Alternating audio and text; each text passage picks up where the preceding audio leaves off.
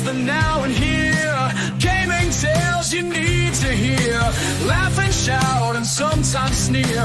Memories from all those years. Console wars and secret tips. Tips and tricks from pixel trips. News that pours from gaming sips. Critical minds and candid lips. And Generation X gaming show. Tune in where the thoughts flow. Rant and rave with words that glow. Weekly stories make them go.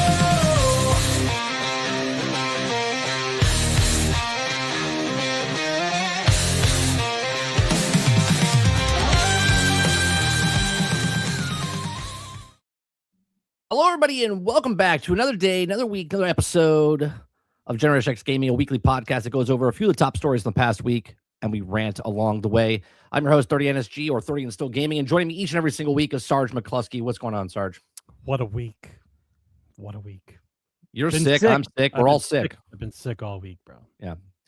I'm fighting it off.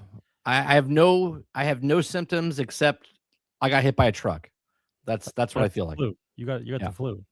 But I have no other things. Yeah. That's the flu. You got the flu. Knock on some wood. All right, we're good. All right. So on today's show, we're going to be talking about Highguard, or as Krebsy said, Byguard. We're going to talk about Marathon. We're going to be talking about Crimson Desert. We're going to be talking about Xbox a little bit, or Microsoft, I should say. We're talking about Arc Raiders. We're going to talk about a little bit about Game Pass and Michael Packner. We're going to talk about Sony PlayStation, about taking away exclusives. We're going to talk about Resident Evil Recreum. We're going to talk about what else we're going to talk about? We already got Crimson Desert. Oh, we're going to talk about Tencent a little bit. We're going to talk about we're talking about the war a little bit, only because it has to do with gaming. And I know you don't make that connection just yet, but we'll get there. Okay. We're going to talk about Battlefield 6. We're going to talk about God of War, the TV series. We're going to talk about GTA 6 a little bit, and then we're going to talk about Fallout 76 and Marvel Rivals. If you guys like what we do here, we do this Thursday nights, 8 p.m. Eastern, right here on YouTube, on 30NSG. You can also watch the past broadcasts over anywhere a podcast is listened to on Spotify, Anchor.fm, Pandora, iHeart, all the places. Sarge paused my game to be here. Oh, that reminds me. New merch.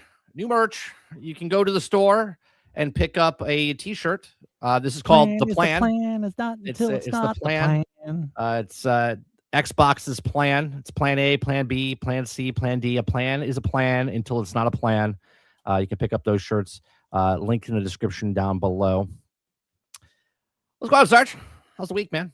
I mean, it's okay, but the on and off of being sick has just drained me. I'm just tired of being sick, man. This time of year, it's season, so I'm in the industry, so I'm around a lot of people, and I'm washing my hands so much my hands are raw. You know what I mean? It's like I have a rule, like when I'm at work, I don't touch my face at all. Like if I have to scratch something, I grab a napkin and then scratch whatever I'm going to scratch. Like I don't touch nothing, but it doesn't matter. It's too many hands, too many people, too many It's just, right. I get sick same time every year, end of February, beginning of March. That's it. It's also called and I'm good. It's called flu season. Yeah. So, well, I have a little one that goes to school. You have a petri dish. Yeah, he brings it back home. Of course, you got a mobile petri dish going on. Yeah. So my rhythm for the last couple weeks has been I get up, watch your show, I play some games, do some research online, and then I go to work. All right. Then I get home from work, I try to eat something, and then I play something for like an hour and a half, and then I do some more research, and I go to sleep. I repeat that process. It changes on Wednesday and Thursday where I have all day to play or all day to do something. So I run my errands, do laundry, that kind of stuff. And that's when I get all the errands done by like 1 o'clock. And then from like 2 to like 6 or 7 is when I'm playing something or doing something just to relax, because it's actually my day off and I don't go nowhere. Right? Because in my budget, it says if Sarge leaves the house, You're spending $100. it's an automatic $150. Yeah, Like yeah. if I leave the house, right? So what I do, and I've said this in the past, what I do is if I think to myself, hey, I want to go do something, right? Then I think about why I want to do it, and then I talk myself out of it, and then I just transfer the $150 from one To the account, Yeah. to another. Smart. Yeah. So I've been doing that for a while. So we're doing good. We're doing good. I basically do the same thing. I mean, Monday through Thursday, it's nothing but this. Take care of the kid, drop him off at school, come home, write a script, watch a show, constantly listening to YouTube, watching videos, listening to videos, then do the show. And then when I'm done with the show, I'm doing more research, more script writing, more stuff, whatever. Do housework, all the stuff while I'm listening to podcasts. And then we do the night show, and then I go to sleep, and then we rinse and repeat. And then the weekend comes, and it's all about family. It's all about going out, doing things. We're taking a vacation in the next week. We'll be gone from the 13th to the 7th. Where are you guys going again? We're taking a road trip. We're going to Georgia. Is that with you and the Maloney's or no? No, It's just us. just you. Yeah. No, we're just taking a trip to Georgia and Tennessee, going on a little hike trip, get out in nature. That's what we're doing. So, all right, let's get to, I have to get to the thing. Let's get to what we've been playing.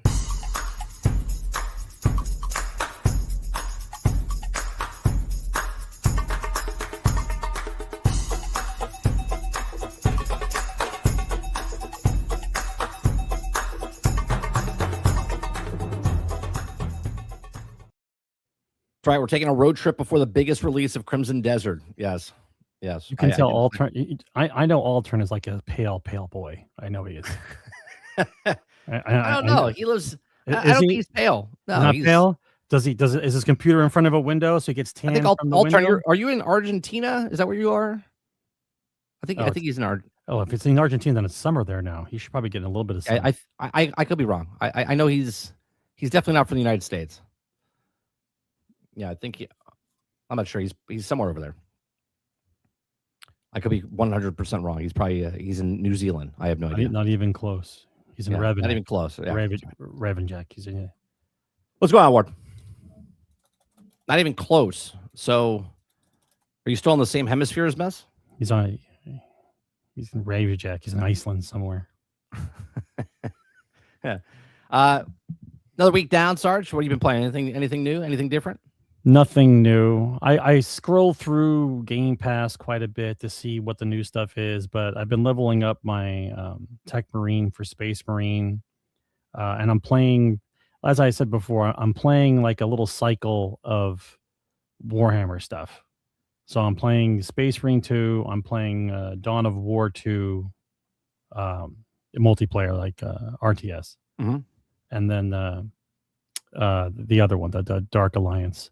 And then I've been trying to find some mods that work properly with the new definitive edition for Dawn of War 1, because that has the best mods. So I'm trying to stay in that frame of mind. And then it's been RTSs. Let's just put it that way. RTSs and Space Marine 2 has been pretty much it. I've tried loading Hell Let Loose 2 or 3 more times now. And every time I can't find a squad, and once I can't find a squad that actually wants the spot in Hell Let Loose, you said? Sorry. Yeah, Hell Let Loose. If I can't find a squad, I walk. Because I can't stand running around as the one-man army. Did you see that game, Insurgents Red River or River Red or whatever I showed this morning?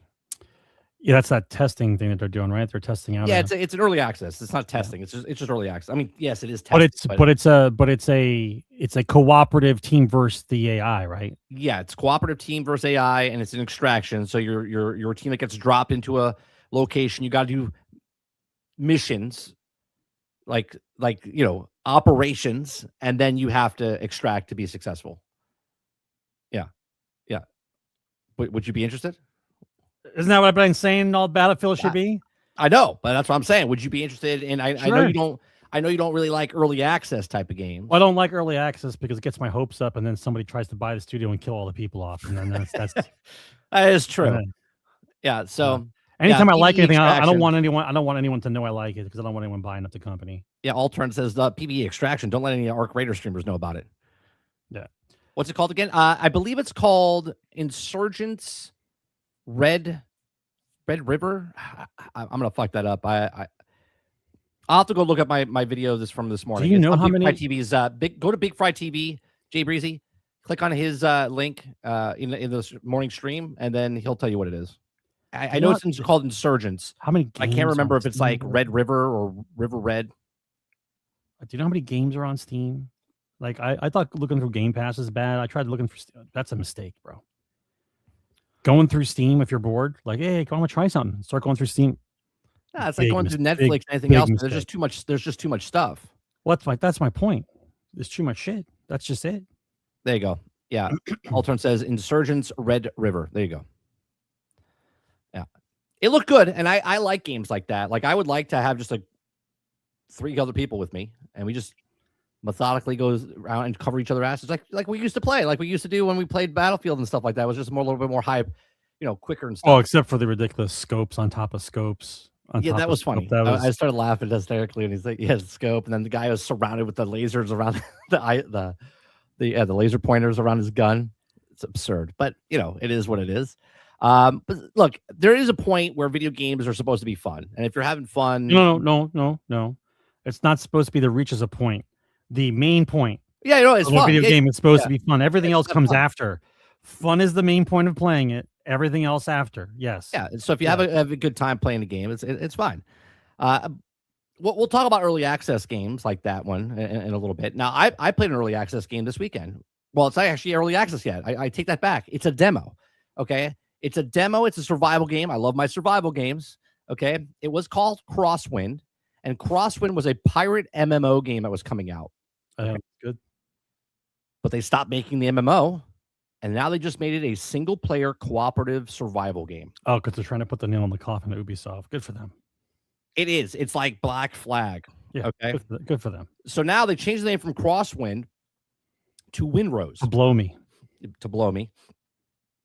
And Windrose is just it's a pirate game. And when I tell you it's just a survival game, but it's done so well. And it's a demo. And the demo, I've put 15 hours into this demo, Sarge. 15 hours into the demo. Just give me the basics. How the controls. The controls feel fine. It feels like a mixture between Lord of the Rings, Moria, Return to Moria, like the battling and stuff like that, where you parry and you attack and stuff like that. Okay. The leveling up, the benches, and how's the ship combat? The ship combat is Skull and Bones and Black Flag. It's like you literally get on the ship, and once you can upgrade your guns. Okay. And this is later. I didn't get until like hour 11. So you have a little dinky boat that you have in the beginning, and you just sail to like different islands. You got to mine the resources, build up your stuff, rescue your crew. There's like little encampments that have crew members that are being captured. So you have to go save them. Then once you get your whole crew together, then you have to go find the boat. Then you have to fix the boat. And then when you fix the boat, now you have a boat. Okay. Now you get on the boat, and then you can upgrade the guns. You can upgrade the hull. You can sail the seas, and you just start fighting other ships, or you can go to other things. And there's Tortuga. Are you straight pirate, or is it you are a faction? In the demo, you're just straight up pirate. Okay. Right. You're going up against Blackbeard. They drop stuff. Once you beat Blackbeard in the demo, it's over.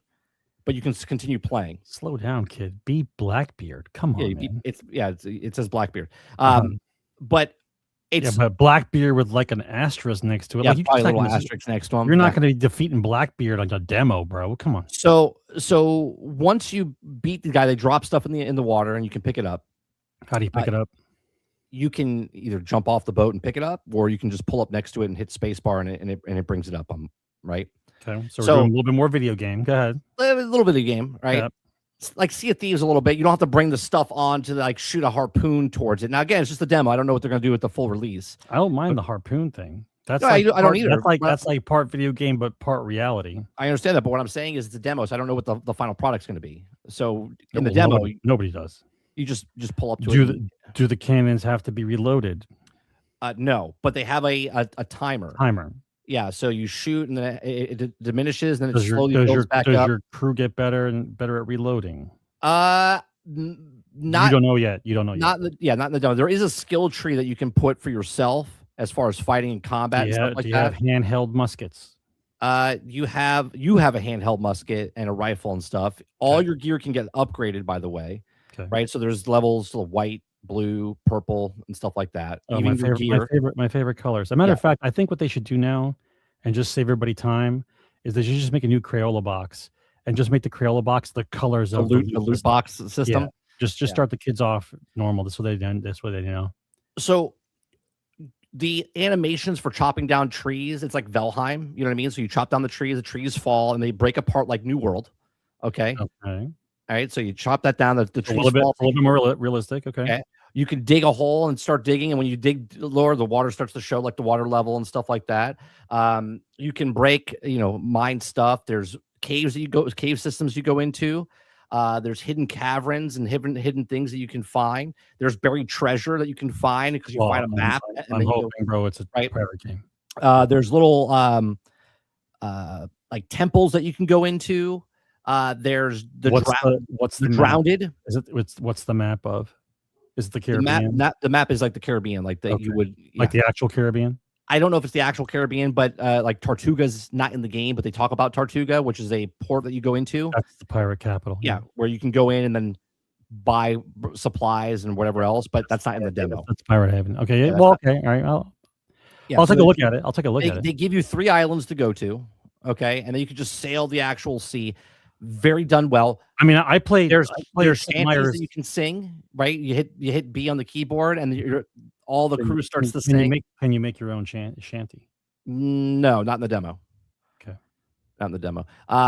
The actual combat system and the way you steer, the guys on the ship are really cool. So if you're turning a certain direction, you'll see the guys hop down off the mast and run across the deck to get to the other side to make the lean. Like, so the boat leans into the actual thing. This isn't the fucking Great American Race of the South Pacific. They do it. It's pretty cool. And then they all you're racing a boat. If you're just sitting around, they'll sit down on the ground, do nothing. And then when you start to go and you're like you like raise the sails, and all of a sudden they get up. Do you give an order and they move around? No, you don't give orders, at least not in the demo. So it's not an order you give; it's just the way you turn the boat. The ship moves, the orders given. They drop the sails. They start pulling the cables and everything like that. When they're sitting still, they'll start scrubbing the deck and like going down below, and they'll just sit down and like wait for orders and whatnot. It's actually pretty cool. The ship combat's actually pretty good. So you have a front cannon, right, which is very narrow, but it's a front cannon. Then you have the 2 side ones. Well, that's to stop the boringness of you chasing. Yeah. So as you're fighting and stuff, you're like, you're turning into it and you can upgrade. So I upgraded my cannons before I even got the boat. Like, as soon as I got the boat, I already had 2 upgrades. Yeah, that's the whole thing. So I just pulled up to the boat and I was like, bah, they were dead. I was like, this is awesome. Right. So very fun. But unless you want the boat, all you want to do is knock out the sails so you can rob them and then sink the boat. You actually can. So there's actually 2 different, you have the chain. To take out the sails. Yeah, you take out the sails, and then you have the other ones where it's just extreme. So you injure them first to make them stop moving, and then you can just pound them. So it's actually but if you take a ship, you have to give part of your crew over to take the ship, right? Is that part of it? Well, here's one of the things I was going to say. So Skull and Bones, you couldn't do this, right? Skull and Bones had to do an update where you had to.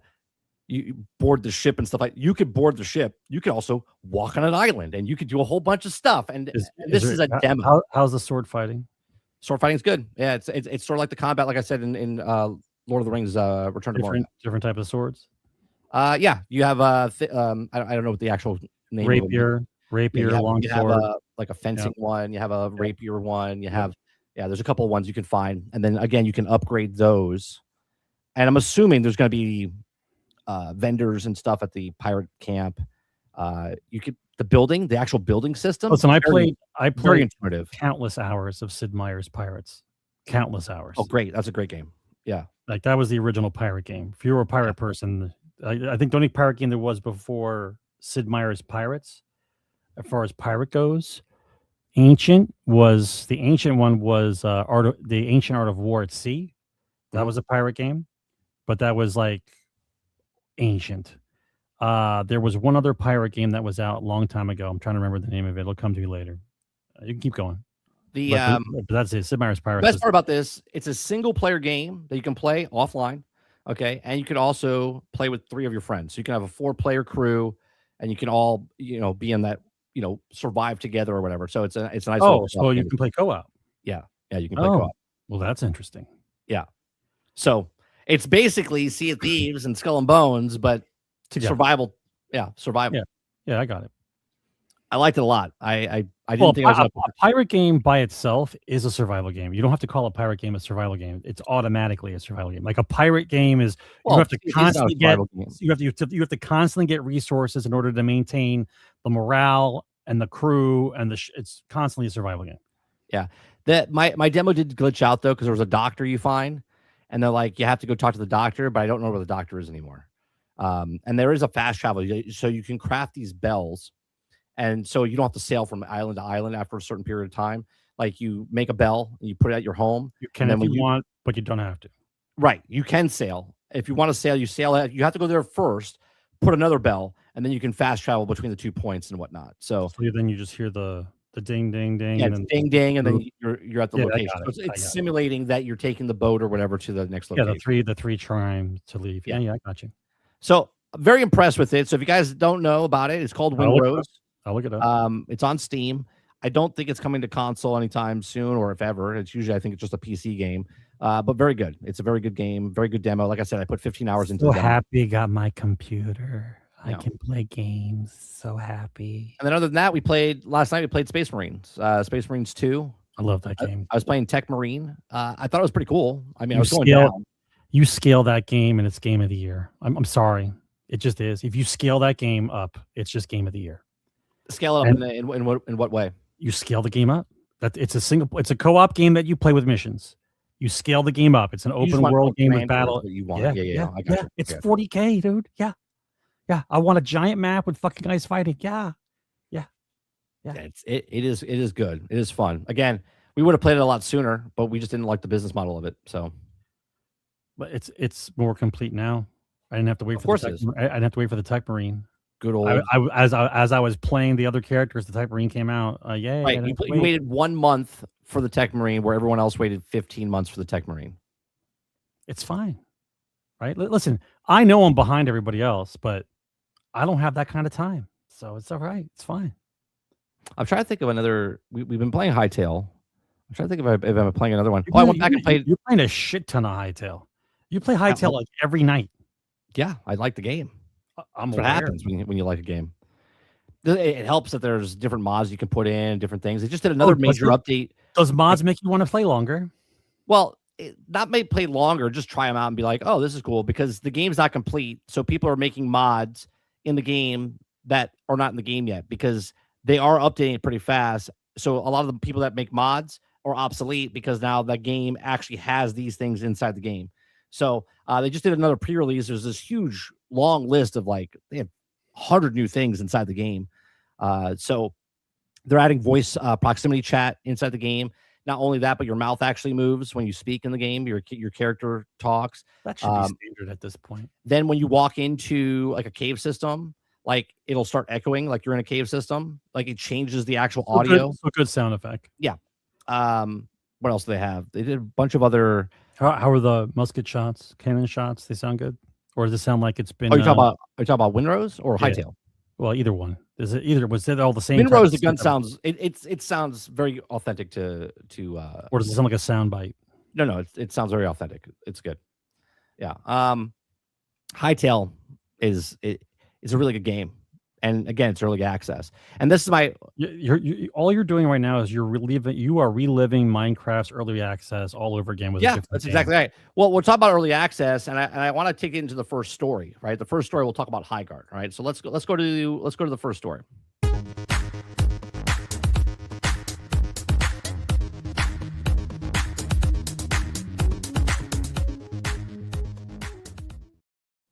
right, so here we are. We sit on, what is it, March 5th, right? March 5th.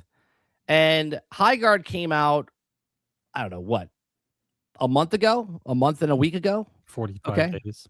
Well, it'll be 45 days next week. So we're at 38 days or something like that. And Highguard announced last week, Sarge, when we were done with the show, they said, hey, by the way, we're going to be shutting down on March 12th. Right? And I started laughing to myself, because we got this, and it says, Highguard's final update arriving soon. Thank you for playing with us. Okay, and it goes into they say 2 million people played the game, which is even worse because if you look at the Steam charts and you see that 97,000 people concurrently played it, but 2 million people played it across all platforms, and they all left. And there's maybe across all platforms, maybe 1,000 people playing out of 2 million. Of course, the people that are like, you're just haters. You want this game to fail. I don't understand why you want these people out of a job. Nobody wants anybody out of a job. Game to fail. Yeah, you made the game to fail. There's a difference between making a game to fail and me wanting it to fail. If I could will your game to fail, I could change the universe. Right. I could ask for the lottery numbers and start moving stuff with my mind. Get the fuck out of here. It makes no sense to me. These people that think that we as individuals that say this game sucks has the power to make that game suck. No, the game sucks, hence why people stop playing the game, hence why it's closing. That's how it works. You make product. If product's bad, no one buys product. And if your product's free and nobody wants to play your free product, well, that's even worse, right? Because then you need to make money up front for it. You're begging for money on the back end. You know, I have a theory. I think I mentioned it too, but we never talked about it last week. But let's go into the story, and then when you're done with this story, I'll put my theory in. All right. All right. Well, here's a lot of stuff that happened here, right? So no, I know there's a lot of stuff that happened. So, all the stuff here should have been out before the game came out. Well, the director came out, or one of the designers and stuff came out, right? So Grum's on Twitter, who loves trolling people, and people like quoting him and stuff like that, and I just think it's funny. He says, Highguard devs, Windlight, he actually even says the wrong name for the company, Windlight down to 20 people, and they don't, and they are out of money. He says, well, yeah, this is what happens when you don't develop your game with the critical eye and just believe that your toxic positive dev friends tell you. Now, this is funny coming from Grums, considering he also has a game that's not finished and hasn't delivered it on to anybody yet, but whatever. Okay, so then Chad chimes in and says, that's not actually what happened.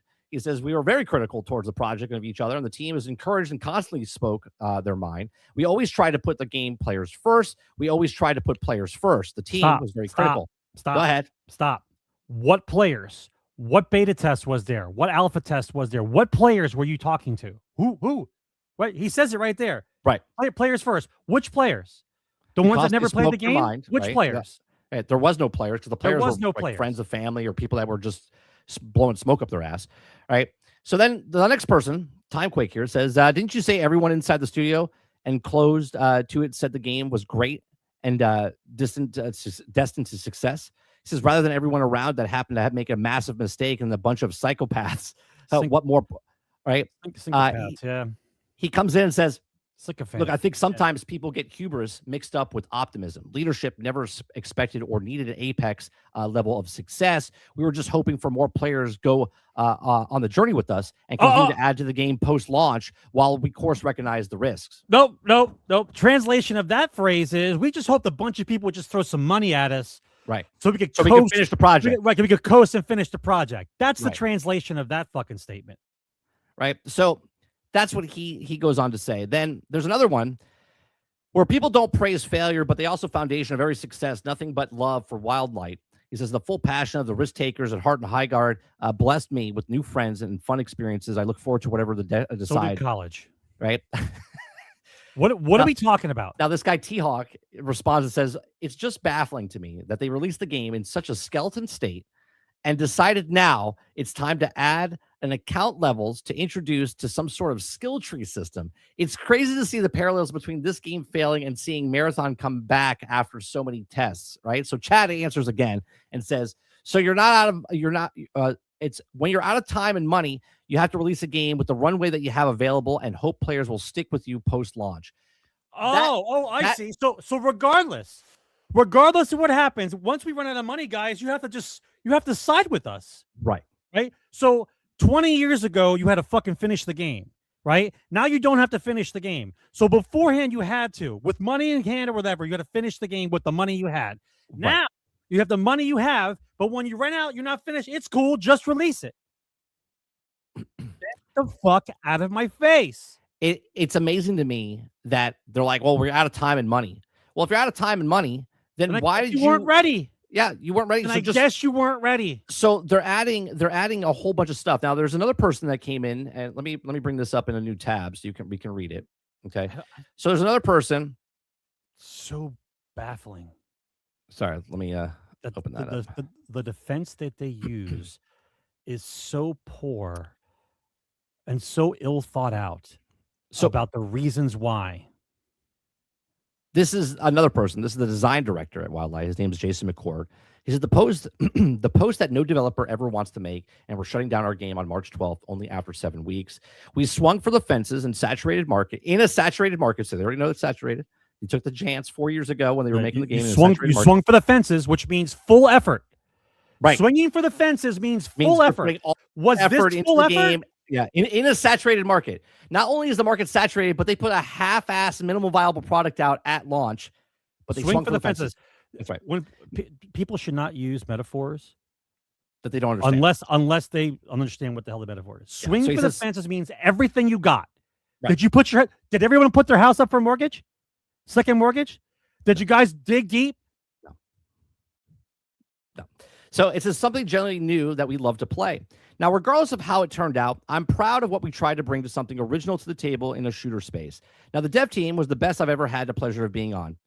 Again, we don't know what he's been on before. And the memories of building that team up, creating a game from scratch and play testing it over the years will always overshadow the difficulties we all went through since the announcement of the game. Every game development is difficult. Every game development is difficult. Every game development. Every single one. Nobody starts a game dev team. This could be easy, super easy. And while you're making the game, there's a cart full of cakes running down the aisle, balloons, clowns running around. This is so easy, guys. It's totally easy. Super easy. We're going to knock this out. Don't worry about inconvenience. Yeah. So for the people who enjoyed Highguard, I can't express how it meant to us that you showed up. There weren't a lot of you, but it also meant everything to us that we kept us motivated. Now I have a question. I'm gonna use my channel as an example here. Okay. I do appreciate the small amount of people that come in every single day and watch my channel, whatever, if I upload or if I do a live show. I truly, truly love the people that come in and enjoy the time that we have when we do the shows. Okay. Even now, right? 27 people here just watching a little podcast on the internet, right? But I'm not delusional. Okay. I'm not delusional. And when I shut off and go, man, hundreds of thousands of people were watching me. Do you know what I mean? Like these 27 people, are like, that's it. I'm not delusional about how many people are watching me. They were delusional. They're like, mom and dad loved my game. They were really proud of it. So we're also proud of it. I'm gonna have to say that a good percentage of these devs are definitely in therapy. I'm gonna have to say that most of them are in therapy or on some kind of medication. Apparently, because you can't. They've never been told no before. Like, yeah, but you can't walk around like this and not be self-aware. Like it's not just being good at your job. You have to understand the market. You have to understand what's going on. You have to understand the amount of money it's going to take to make it to the finish line. Scale down. Make a smaller game, right? The allure of live service and whales throwing money at the screen has become so profound that everyone thinks, regardless of what they do, that's the guarantee. It's almost like when you talk to kids like 10 years ago and you ask them what they want to be when they grow up, they said YouTube creator, right? Because they think everybody can do it. Everybody, right? So apparently everybody can make a video game, right? The answer is no. Well, no, they cannot. What I find amazing is if they just played their own game, right? They're game developers and they're like, hey, if they made Titanfall and they made Apex Legends and they played both those games before this game, they would know that this game is nowhere near close to Titanfall and Apex Legends. Am I delusional here? Like, I put the controller in my hand, I start moving the character around on the screen and go, man, this is just as good as Apex Legends and Titanfall. No, no, it is not. And that's why I'm telling you, they're on pills, Brad. They're on something. You cannot objectively look at the game and say it fits into the same category as the saturated market you just spoke of. Right? Saturated market. So you went around and looked at all the other games that you were trying to make. And said, here's the bar. Right. Here's the bar. And you decided this is where we want to be. This is where we're going to be in a saturated market. If it's saturated, you have to bring it above what the saturation point is. So now the people look at your game and go, this is the new standard of this saturated market. Instead, they limped in with like a broken leg and they're like, hey guys, it gets better, Sarge. So I don't even need to read all this, right? It goes into, they're bringing in a skill tree. There's 7 days left. 7 days left of this game being alive forever, right? We're not talking it's been out for 2 years like Anthem or 5 years or whatever. It's been out for 40 days. They got 7 days left, or 38 days. They got 7 days left. And all of a sudden, they're like, well, we have a skeleton crew. And 20 people that are left in the studio decided, because of feedback, that they really wanted to put a skill tree thing in and also finish out the game. Now, mind you, I have mad respect for someone with a worth ethic that works for the company and says, you know what? I don't want to go out like a punk. So I'm going to put my best effort out and do what we can do. So when I go to my next resume and they go, oh, you worked on Highguard, and they'll be like, oh, I'm so sorry. They're like, yeah, but I was one of the guys that actually tried to do the stuff at the very end because you're a good worker. You know what I'm saying? Like they're just trying to pad their resume to be like, I'm not a punk. No, right. They want to show that they cared about the fucking product. Correct. And I have mad respect for that, coming from a person that works in the film industry, right? If I didn't like working on a project, I made sure I finished that project with all my might, regardless if I liked it or not, because that's the most professional thing to do. But then it gets into the next question, Sarge. What the fuck are we talking about that they're putting a skill tree in and a progression system in 7 days before the game launches or closes down? The skill tree and the progression level should have been into the game day effing one. Okay? Day one. Because even if the game was lackluster as it was when it launched in a 3v3 with bare bones stuff going on, at least there's a progression level to go, okay, I got to level 10. What unlocks at level 10? Oh, there's a skill tree. I can go up the skill tree and try to do different things. But that wasn't in the game. So to say that, well, we ran out of time and money, why didn't you just wait? If you're waiting till March. They're out of time and money. No, but if you're just waiting for March to come, maybe you should have launched in March, and then that could have been day one, right? Be like, okay, well, we're done with the game, but we can't launch yet, but they're still working on it. They're working on it. They paid for the 20 people that are working on the budget right now. Yeah, but just put the pieces of the puzzle together. Okay? Saturated market, out of money and time. You're not charging for the game.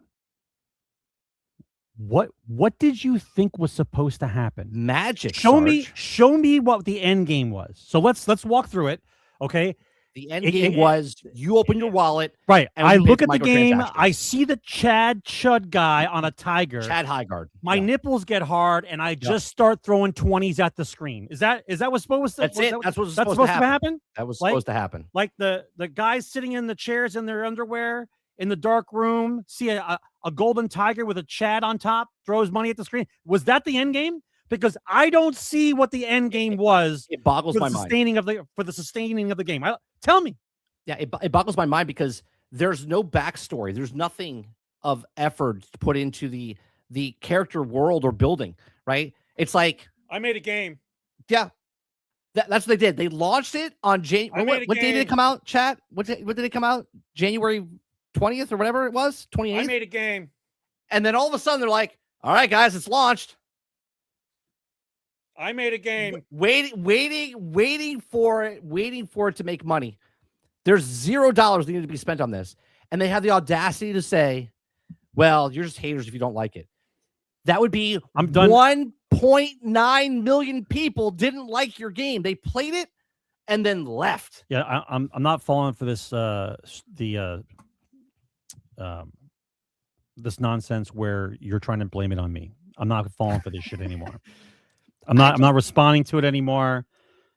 Did nobody at the company say, yes, go ahead. Do you think we should put the skill tree and the progression thing in day one? There was definitely... Shut up, Ted. Get out of the room, Ted. Do you believe Ted here? He wants the game to be complete at launch. There was one guy in the back who just said, hey, do you think maybe we should just charge for it? Like, shut your mouth, Craig. Like charge for a product, right? The live service wave will carry us through, bro. We're gonna be millionaires. Remember, the guy in the other post a couple weeks ago said that this was supposed to be his millennial financial what was the word he used, chat? Millennial financial freedom. Basically, this was supposed to be his like check. What? This was supposed to be, that's what one of the developers said. Yeah, we ran over it on the stream.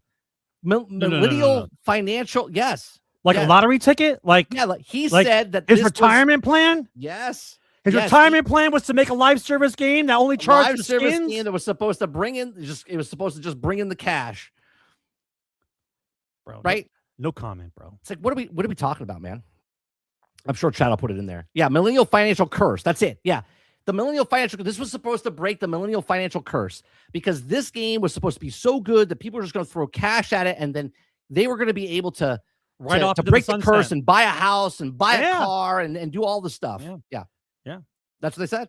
That's what he said. You were better off taking the money you guys spent on this game and go do scratch offs, and one of you would have won.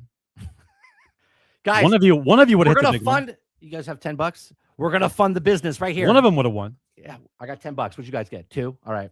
We can pay for Steve's hourly rate for making a skin. There is a serious, and just for a moment, right? All jokes aside, there is a serious mental issue involved in some of these people because they don't even see it, right? That's part of the problem. You're dealing with millions and millions of dollars and people's lives and families, and you think that this attempt at what you thought was a video game with the business plan that you put into effect, nobody checked it. No accountants, nobody above, nobody asked questions. The angel investor said everything's good. Like, there's a whole group of people that are involved in this project that should not be doing anything else but seeking help elsewhere, right? Because you spent all that money and time to half-ass something in a market that was, by your own words, saturated, and didn't want to charge for the actual product because I guess you weren't good enough, right? Because I know if I made something, I would charge for the product. If you make a product and you don't charge for it, I'm thinking a little self-consciousness there. I'm thinking you don't believe in yourself, that you're worth anything, which is red flag number 1. Right. Red flag number 2 is wanting whales to pay for your retirement. Red flag number 2. Like, there's a whole shitload of mental issues going on in here. It's not just the fact that someone okayed it. It's the fact that everyone around them said, "You're doing great, Jim. Right. Keep up the good work." Yeah. Well, here Krebsy brings up a point. He says, "Hey, you think they should have shut down the item shop the day their closing announcement hit? Because I bet you can still buy skins. Is that true? Can you still buy skins? I don't know if you can because I deleted the game the same day I downloaded it. I haven't played it because it was a bad game, and I don't want to play a bad game a bad game that I think is a bad game. You guys might think is a good game. I don't play it, so I just get it off my hard drive. There's no reason for it to be there. I think they should still skins because I think after this whole fiasco is over and they all sit down, I think they should have a pizza party, and I think it'd be okay. I think it'd be okay for the people who like to play the game, give them money so they can have their pizza party and they can rethink what they're doing with their lives. I think that's completely fine. First of all, I said this earlier in my morning stream. If you're a person that bought a microtransaction from this, I hope that you don't get a refund. You have no impulse control. I hope you don't get a refund. I hope you get burned, and I hope you learn a lesson here because it doesn't matter if they show a goddamn roadmap or not, right? A roadmap. And I said this earlier today, Sarge. If they charged full price for this game, 40, 50, 60, 70, whatever it was. That could have been a $4 game. No, what I'm saying is if it's a 40, whatever the price was, and they showed that roadmap, and they told you that roadmap was a year from now, some people would have bought that game thinking that they would be still supporting the game from a year from now, right? Yes. So they would have bought that game, and then they're closing down 45 days after. That's a lawsuit. The only difference is why there's no lawsuit is because it's a free to fucking play game, and they don't get. So how comfortable were you with the game, really? Right. How comfortable were you with it, really? Because the upside would have been you survived.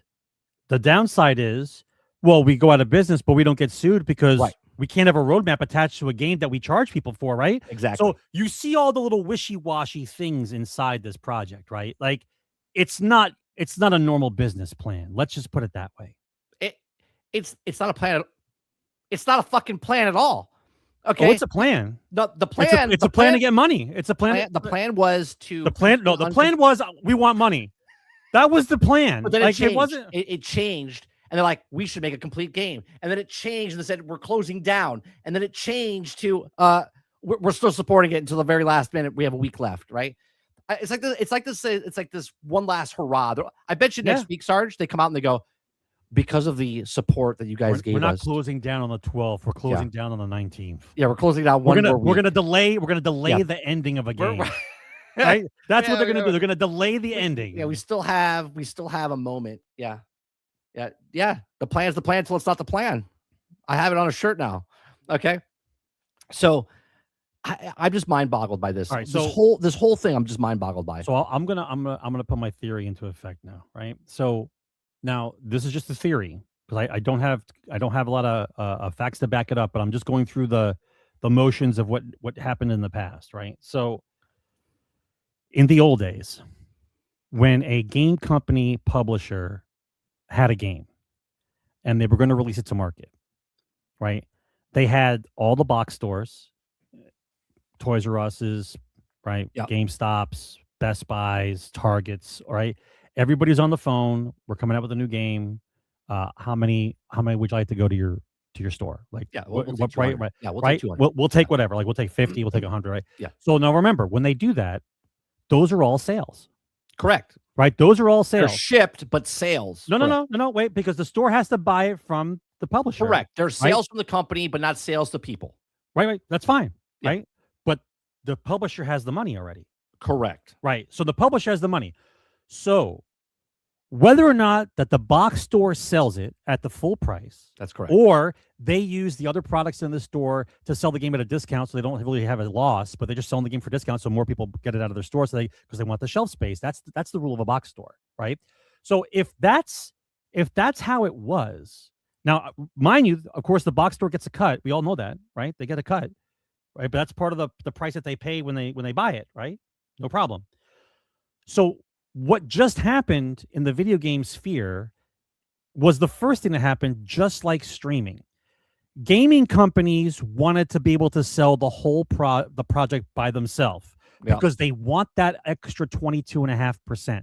They can't live without it, bro. They needed it, right? So now that I'm pointing at you now. Just let's say you're the publisher now, right? Okay. Yeah. You are selling direct to the consumer. Correct. So now, middleman out. Yeah. Right. So now the product has to be at a certain level for the individuals to say, "Hey, I want to buy that product."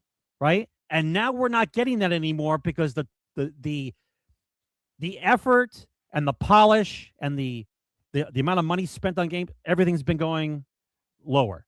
So now what you just did is you erased your guaranteed income for money that you wanted for yourself, but you can't prove to the individual that they actually want the product anymore. That's so right.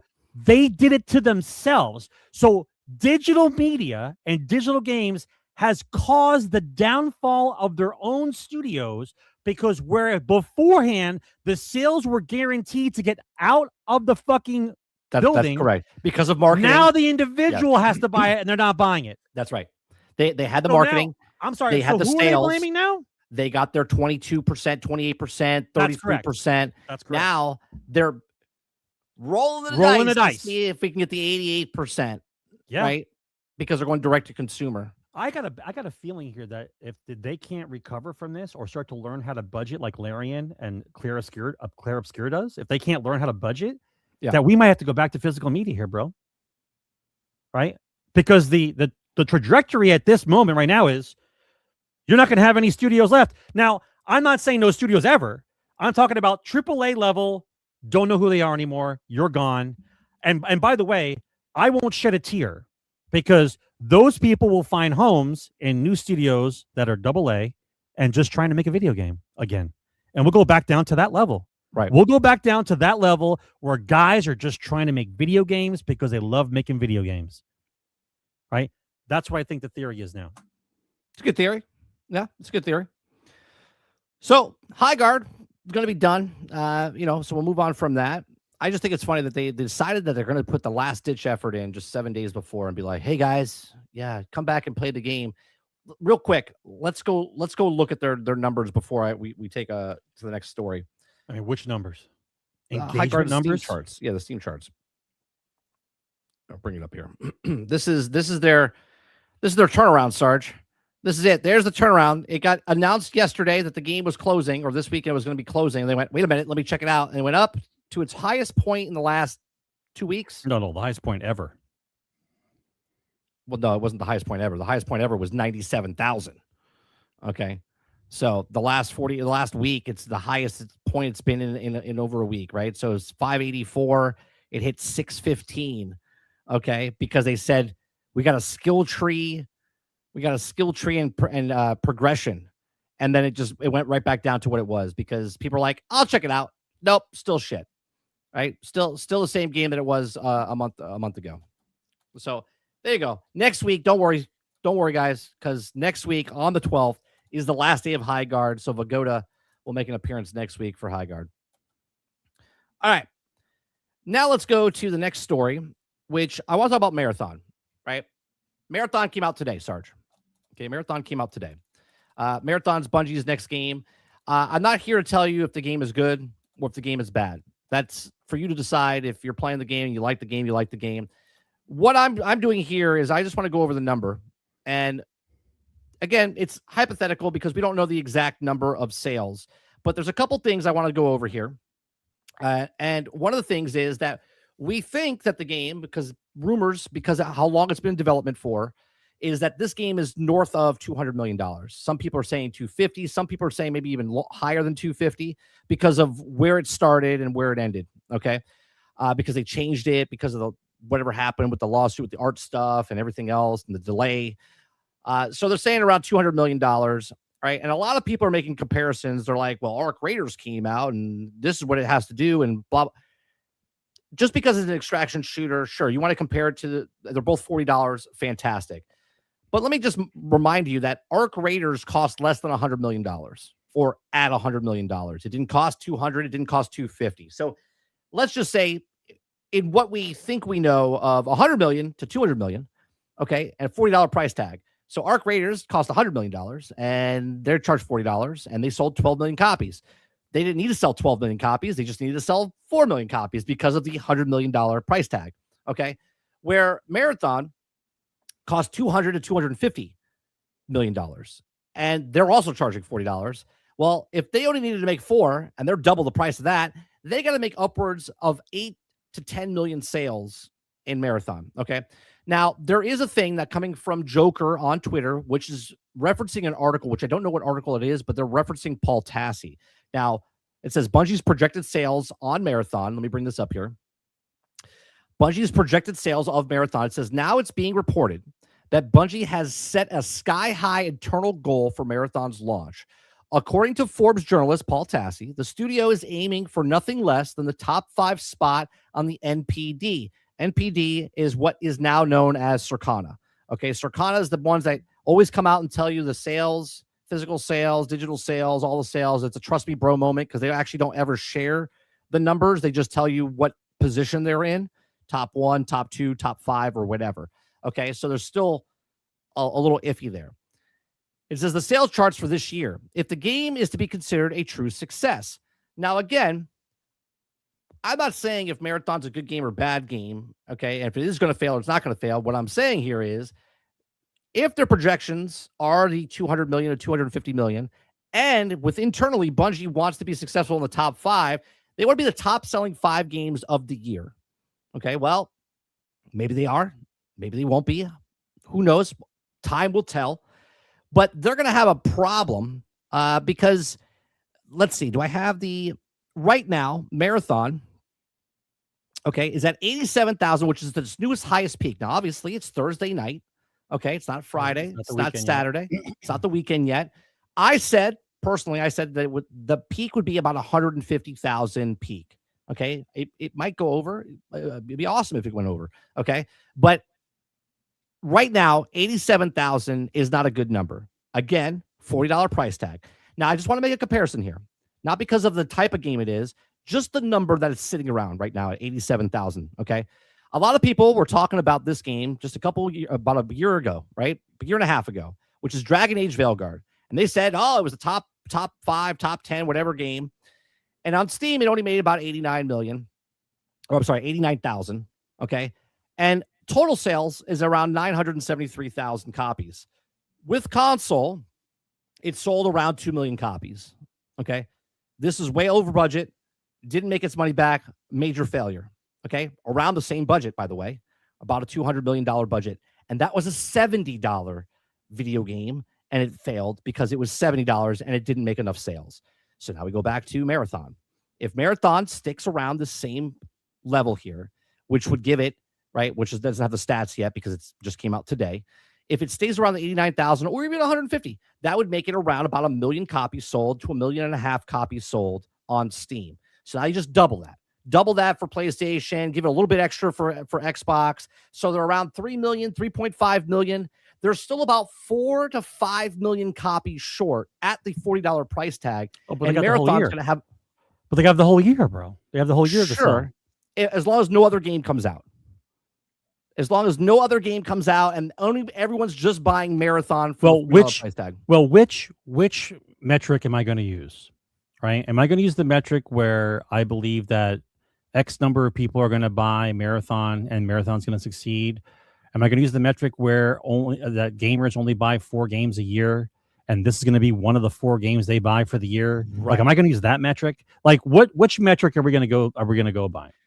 Now, another problem with the game is that they made this game it's very competitive. It's very PvP strategic. It's not for the casual. It's well more. Not only is it a niche for extraction, but it's a niche for an extremely competitive niche within the extraction competitiveness, right? Which is just very strange. Okay. Now there is another story here where well, that's not it. Wait, where is it? Now it says Marathon could be coming to PlayStation 4 and Xbox One. Now, I think this is taking it a little bit out of context here, only because the game's was originally supposed to come out in 2022. Hello, Andrew. Yeah, it was it was originally supposed to come out in 2022. Okay, and then it got delayed, and then it got delayed again, or whatever. But Marathon, now the ESRB, which is also known, however, small details seem to have announced overlooked that Marathon PlayStation 4 and Xbox One port could be in development or was in development. I don't think it's in development because I don't think it'll run on the old systems effectively enough, right? Efficiently enough. So, but if I scroll down here at the bottom, it does say on the ESRB's page, it says Windows PC, PlayStation 4, PlayStation 5, Xbox One, and Series X. Okay, or the Xbox Series. Okay, which is the X and S. Now, if this is true, I can't imagine them going to the old console unless everything I just told you, that they don't have enough people to play it on the current gen systems. Then they're like, okay, here's the Hail Mary. We need to put it on the old systems. But even then, I don't think you're going to sell a lot because now you're asking for the last gen people that didn't buy the next gen system to get the brand new game. That are they going to go up against the people playing on PC? Are they going to be going up against the people that are playing on console? They're going to have the shittiest experience on the PlayStation 4 and Xbox One for this type of game. Well, let's run through the problem solving here, right? Do you think that the graphics used in Marathon, the way that they are right now, wouldn't work on a PS4 or Xbox One? See, I think it was deliberately designed like this so they could go back and sell it on those consoles because they know they need to sell them. Right, that would be my theory. Right. Because we already know by countless other stories that the population of people in the current gen systems aren't enough to sustain them on their only platform. They're just not. Because just because there's 150 million people that have the console doesn't mean 150 million are going to buy the console. There's a percentage of those people that buy the game. So if they think they're going to be anywhere near the top 5 or make their money back, I think the only way that it could happen is if they did sell it on the older systems. Well, like I don't believe it myself, but yeah, that'd be the only way that they could succeed. If I'm not mistaken, right? There was a contract that they signed that Bungie basically sold off Bungie to Sony if they underperformed. Okay. And when they underperformed, Sony bought the shares from certain people, right? That's why they lost a bunch of people a couple years ago, like 200 people or whatever, because they weren't successful. So we'll find out in June, because Sony, if you hear a story come out and Sony now purchases the remainder of Bungie, okay, and takes that control of it, then Bungie's gone, meaning they underperformed. Without speaking that they underperformed, they would admit that they underperformed, because then Sony would now take control 100% of the rest of the shares of whatnot of Bungie. I think it's this year, if I'm not mistaken. So I don't know. It just seems a little weird what's going on. So also, the deluxe edition and pre-order issues right now. Bungie says it's tracking reports of the deluxe edition bonuses and pre-order rewards not showing up for some players, including me. He says they're working on a fix, but in the meantime, deluxe edition owners have been advised not to purchase the $10 reward track that's also supposed to come with the package. Okay. It says if you purchase the deluxe edition on premium rewards pass, you can also use your premium reward pass voucher next season. And X post from the marathon dev team reads. Now, once the deluxe edition issue is resolved, you will receive $200 silk that you can spend on the rewards and the reward pass. Now, here's a second part of the story, Sarge. Because it's a $40 video game, okay, and not a $50, $60, or $70 video game. Here comes the chud. Well, the $40 price tag would have to sell 7 to 10 million copies, right? But they have $50 skins. And we do know Bungie fans. And you need them. And you need them. And we do know Bungie fans. Your characters look like ass. You need these skins. That's correct. They make them look like ass on purpose so you can make the problem solve a solution. We do know Bungie fans are very generous with their money, right? Because they've been groomed for the last 10 years. Well, not even that. There has been people within the Bungie realm, like the fan base. If you remember King Athalion and Professor Broman, they started their own little convention off of Destiny community. Okay. And they turned that thing into a huge success. Okay. Bungie fans also support the Children's Hospital. Okay. Very generous. Okay. So Bungie has that going for them. They have a lot of people that are very generous with their money, and they like buying microtransactions and stuff. And they're going to have to stop playing Destiny to play this. Correct. But it doesn't matter. If you play Destiny or you play this, you're still getting the $15. So this is a little subsidization here, right? Because now if you get the person that paid $40 to pay at least $15 for cosmetic packs, now you have $55 out of them. You're not getting one skin. You're going to get a couple skins. Exactly. So you might get an extra $30, which would make it $70. Yeah. So yes. So now we look at this and say Marathon only gets 4 million copies or 5 million copies sold. But a lot of people spend $15 and they make it basically. And it makes it look like it's 8 million copies sold. Exactly. Which would then be successful. Right. So I've been on record saying I think this game lasts a year. It goes at least a year, but we'll know. I'm balls to the wall. I'm going to say 90 days. Yeah, you think 90 days. I think because Sony paid $3.7 billion, they need this game to succeed. If it doesn't succeed, Sony's in big trouble because their live service games are supposed to take the brunt force, like in between their first party titles, right? Growth. Right. They're supposed to get more people to come into to sign up for PlayStation and whatnot, which then goes into our next story. Okay. Which is, let me bring up the next story. Sony is now going back to, where is it? When does, okay. So 90 days from now is June, like the second week in June. Okay. So it's going to be June anyway. Yeah. August. Yeah. No, I'm saying the whole thing for the Sony buyout thing is June sometime. I think it's in summertime, I believe. If it happens. So we'll see. Yeah. All right. So Sony needs a lot of people to buy the first party titles and whatnot. So there is a rumor by, well, not a rumor anymore, I guess. Bloomberg reports, right? Jason Schreier reports that Bloomberg PlayStation will no longer release its single player titles on PC going forward. Not at a later date. Not releasing it at all. Live service games will launch on PC, but games like Marvel Wolverine, Soros on the PlayStation 5 exclusive. Now, a lot of people are talking about this, saying, well, why are they doing this?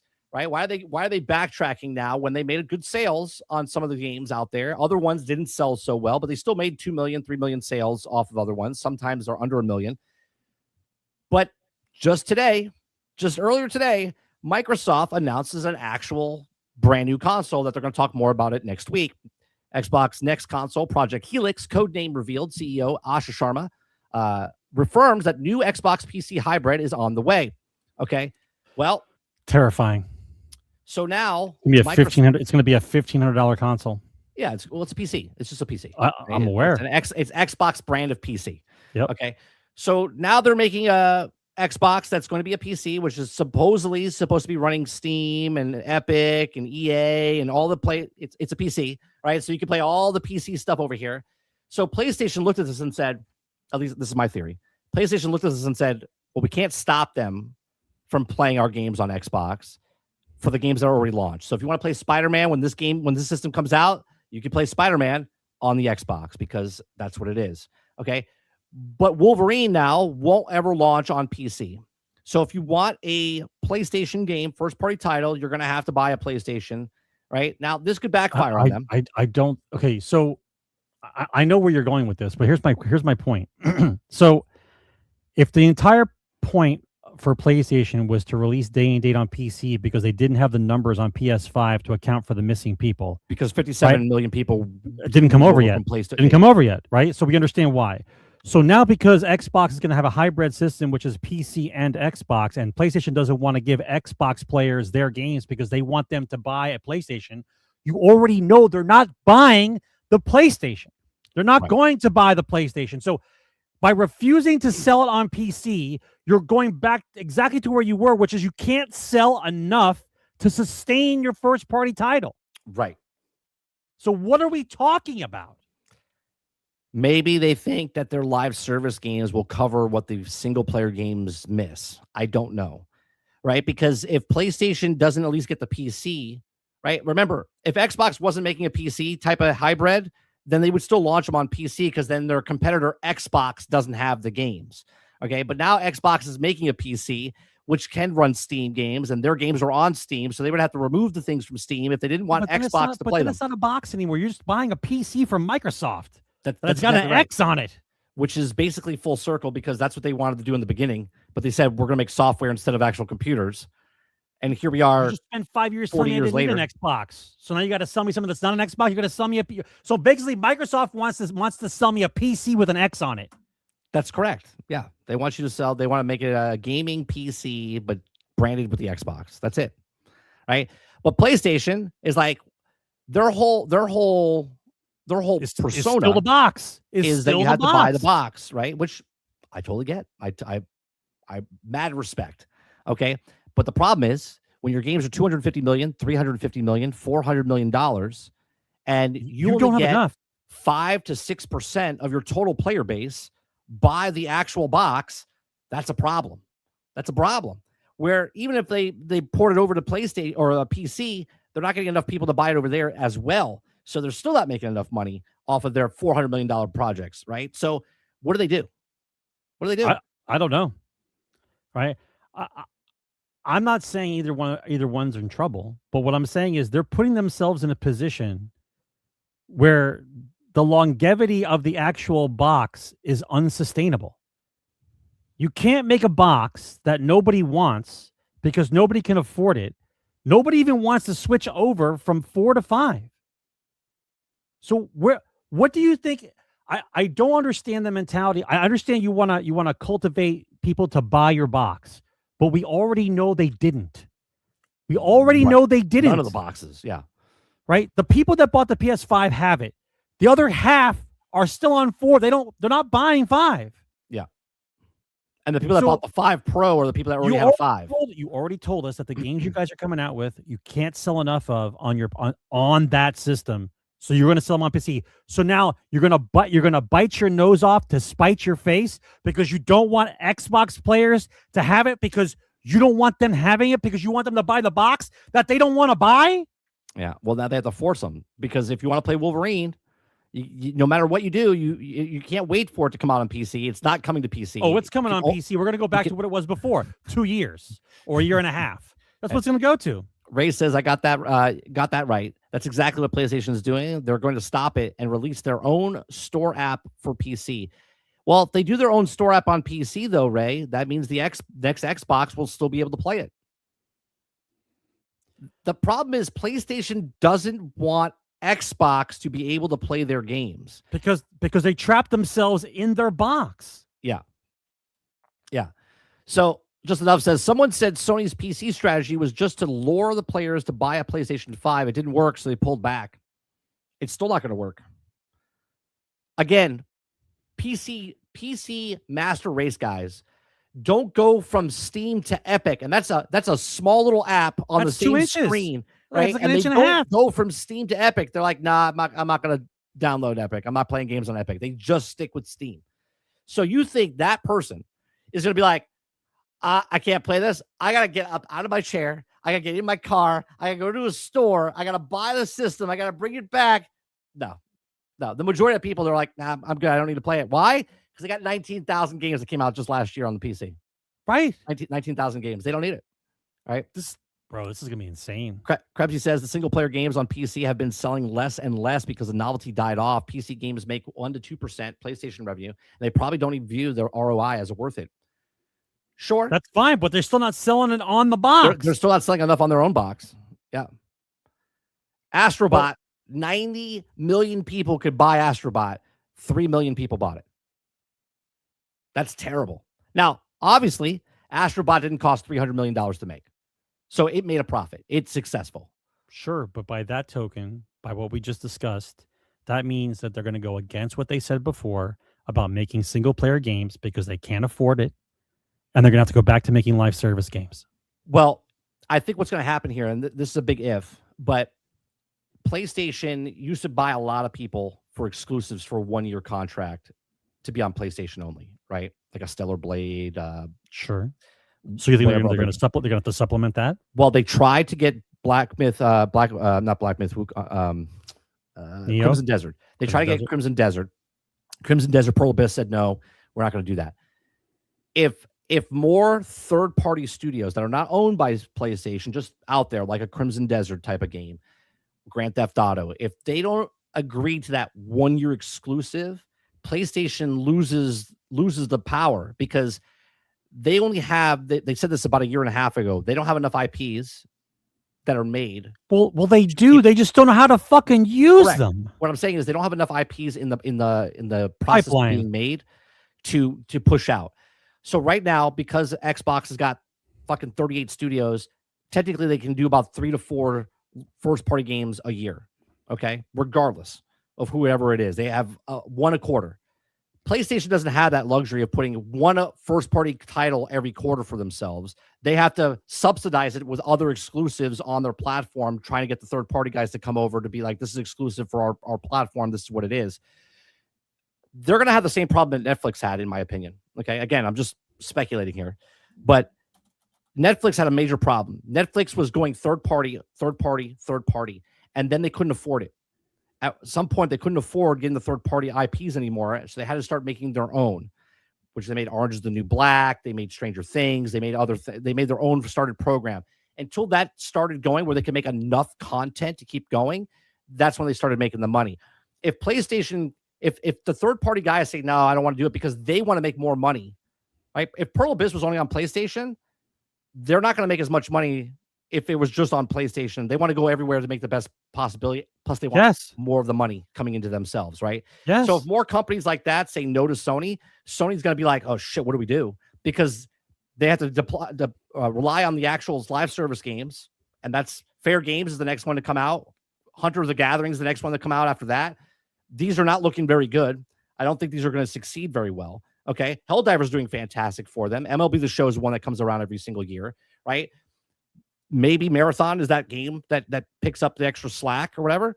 But if they don't have live service games that hit off and then they can't make the first party titles that are selling 7 to 10 million copies, they're going to have problems in 3 years. What do they do? Well, it's not just 3 years, right? Because think of the industry cul-de-sac that Sony has put themselves in now. If Xbox decides to make the PC console hybrid, which is basically what you can, let's just call it PC. It's a Xbox PC. It's what it is. and you're not getting a new console. This is why I don't know if it's lies or not lies. If the PlayStation comes out with their new console, right? You have 90 million people that came over.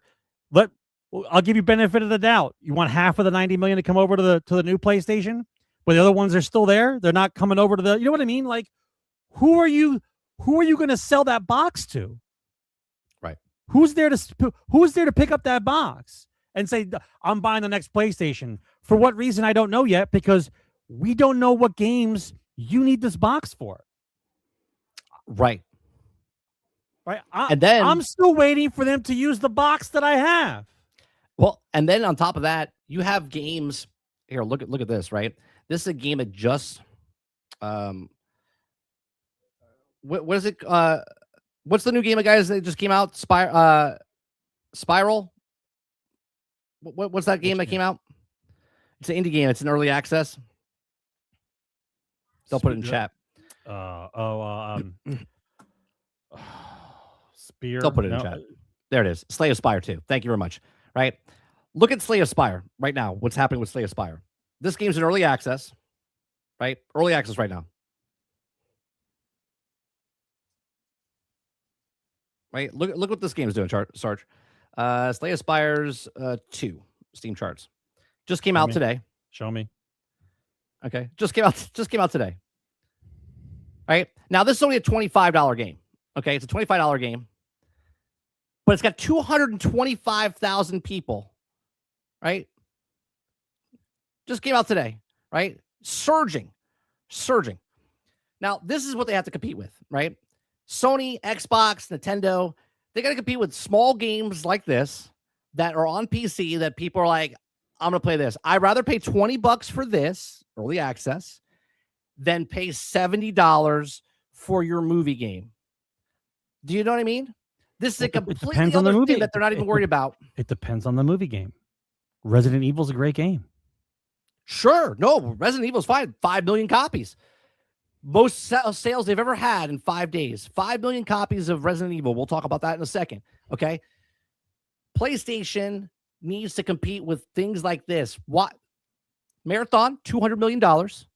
Okay. $40. This is $20, half the price, 4 times the amount of people playing the game right now. And it didn't cost as much as it cost Marathon to be made. Yeah, because just make a game, sell a game. That's why. Right? That's crazy. No, that's the market. No, I get it. But what I'm saying is the market. These console companies don't understand. Like, if you make a game that's appealing to the other you could have this, right? You can have this, which they got a taste of because they got Helldivers 2 on PC. But they want all the money. And in order for them to get all the money, they have to make these complicated games, live service, and siphon and squeeze you as much as they can. Right? They are unaware that they could just make a game every year, every couple of years, make a game, sell a game for a decent price. Stop putting 400 people on a team, and maybe you guys can afford a game. Listen, I between the RAM apocalypse, whatever you want to call it, and the fact that, and here's the other thing, the Xbox PC hybrid Project Helix thing, like, price point's got to be close to $1,500, Mike. $1,800. It's got to be. Yeah, it's got to be. Who's buying that? Very few people. Very few people in the lifetime. So what do you make in the lifetime of the system? It's very few people. What are you making the game? Who are you making the game for? What group of people are buying the game? It's not about the game though. It's about the person that wants to collect or want the best, right? How many televisions do they sell that are 92 inches that have 8K or 15K? How many do they sell? There's no 8K shit, bro. We already know this. No. But what I'm saying is, how many people buy that giant television? Very few people pay $30,000 for a television set. Yes. Right? Everybody else is going to the store and buying a $1,000 television set or buying a $600 television set. Yeah, but it's not a growth industry for only 2% of the people to buy a $1,800 Xbox. Correct, but there's a certain percentage that buys that 92-inch television because they want that. There's people that are Xbox fans, Sony fans, no matter what they come out with, They're gonna buy the thing because they want to be. Come on, we know. I Greg. beg to differ. Greg, every system that came out, he bought it because in this current market, I beg to differ. Nobody is going out there buying a $1,800 Xbox, bro. Look, when I tell you, when they can just turn on their TV and play 200 games. I think less than 10 million people buy this console total in its lifetime. 5 years, 10 million people, which is what 2 million people a year might buy the system if it comes out. Because now, but here's the thing: you have to try to make. You got to try to make that whatever the Helix is into something like right now. Someone has a computer; they can do everything that the Xbox thing can do. Everything they can do. If you have a PC, why are you buying an Xbox? You're not. But if you're a person that's like, I've never played PC before and I love Xbox, well, this will be my first PC. So you're brain dead. You don't know what happened over the last 5 years. That's correct. You think $1,500 for an Xbox is a good price because PCs cost $3,000 now. So that's your thought process. Somebody who's in the void, who has no idea what's happened over the last 5 years, thinks that the $1,500 Xbox is a better deal because a PC is $3,000. That's how Xbox is going to market it. Remember when the Blu-ray player came out? It was like $800, and people bought the $800 Blu-ray player. And the only reason the PlayStation 3 sold is because it was the cheapest Blu-ray player, and that was still the worst PlayStation they've ever sold. Yeah, but that's because the people only bought it because of the Blu-ray player. That's correct. Yeah. They didn't buy it because of the games. They bought it because of the Blu-ray player. It was the cheapest Blu-ray player on the market, and it could play games. We're about to witness that same thing happen again. Yes. Yes.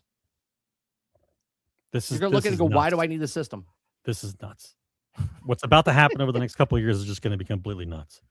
Well, speaking of nuts, here you go. We got Resident Evil Recreum is dominating the Xbox charts as the series' fastest selling entry. I guess we buy the games after all. I don't know why they're making it an Xbox thing. It goes into more of what they sold, because it didn't sell 5 million on Xbox. It sold 5 million total. It says Resident Evil Recreum launched on late last month, or a strong success, becoming the highest. It just was last week. Resident Evil entry since Resident Evil 4, released back in 2005. The game focused on the fan Leon Kennedy alongside newcomer Grace. It says players have clearly embraced it, and Capcom's confirming. See, they confirm when they're excited about the sales numbers, right? If they never tell you the sales numbers, they're not excited about them. These guys are excited. Capcom is excited. Capcom confirmed that the game has sold 5 million copies across all platforms. Weird how the numbers you can just pull them out of anywhere, bro. Yeah. Right? They've come out, they confirmed it. They said 5 million sold in 5 days. We're super excited about this because it's the most we've ever sold, right? To put it into perspective, Resident Evil 4 Remake took 4 months to reach the same milestone, further reinforcing that Capcom is still generational run. While Resident Evil Recreum is performing extremely well across every platform it launched on, it's also doing very well on Xbox. Okay. Yes, the platform where apparently nobody buys games. He says, I'm joking, of course, but it's always laugh to poke fun. Seeing that this is past titles like Arc Raiders as long-standing Red Dead Redemption 2 is great to see the franchise and feels well-deserved. It just shows that I hate when they show stuff like this, but here you go. It's number one on the thing, but you don't know how many it's selling on Xbox.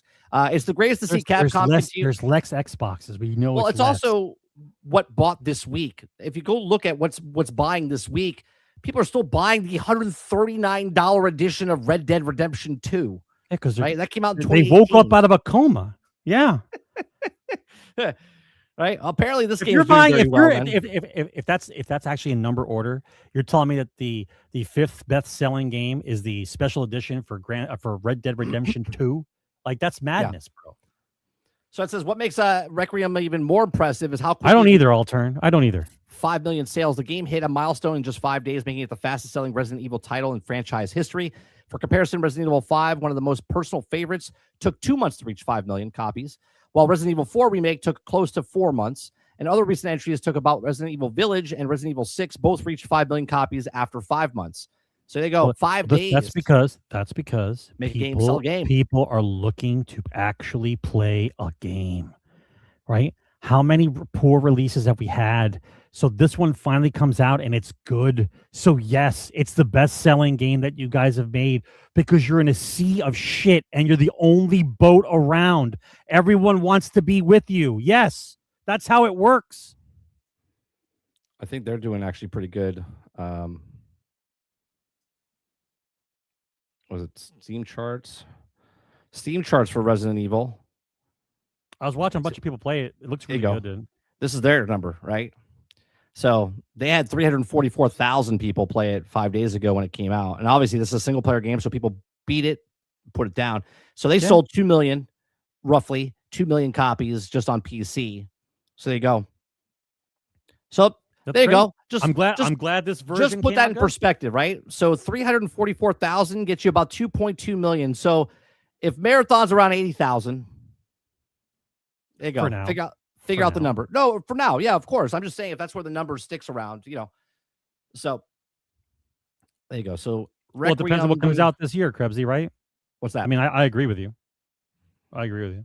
Oh, for sure. This is one of the game nominees. Yeah, it for depends on Game what of the comes Year. out this year. Right now, we already have 2. We have Resident Evil Recreum. I think again, I haven't played it yet, but what we've watched so far, Crimson Desert is 2. So that's 2 spots right there already for Game Awards. And then we'll see what happens for the rest of the ones that come out. Let's go to another story about Game Pass here.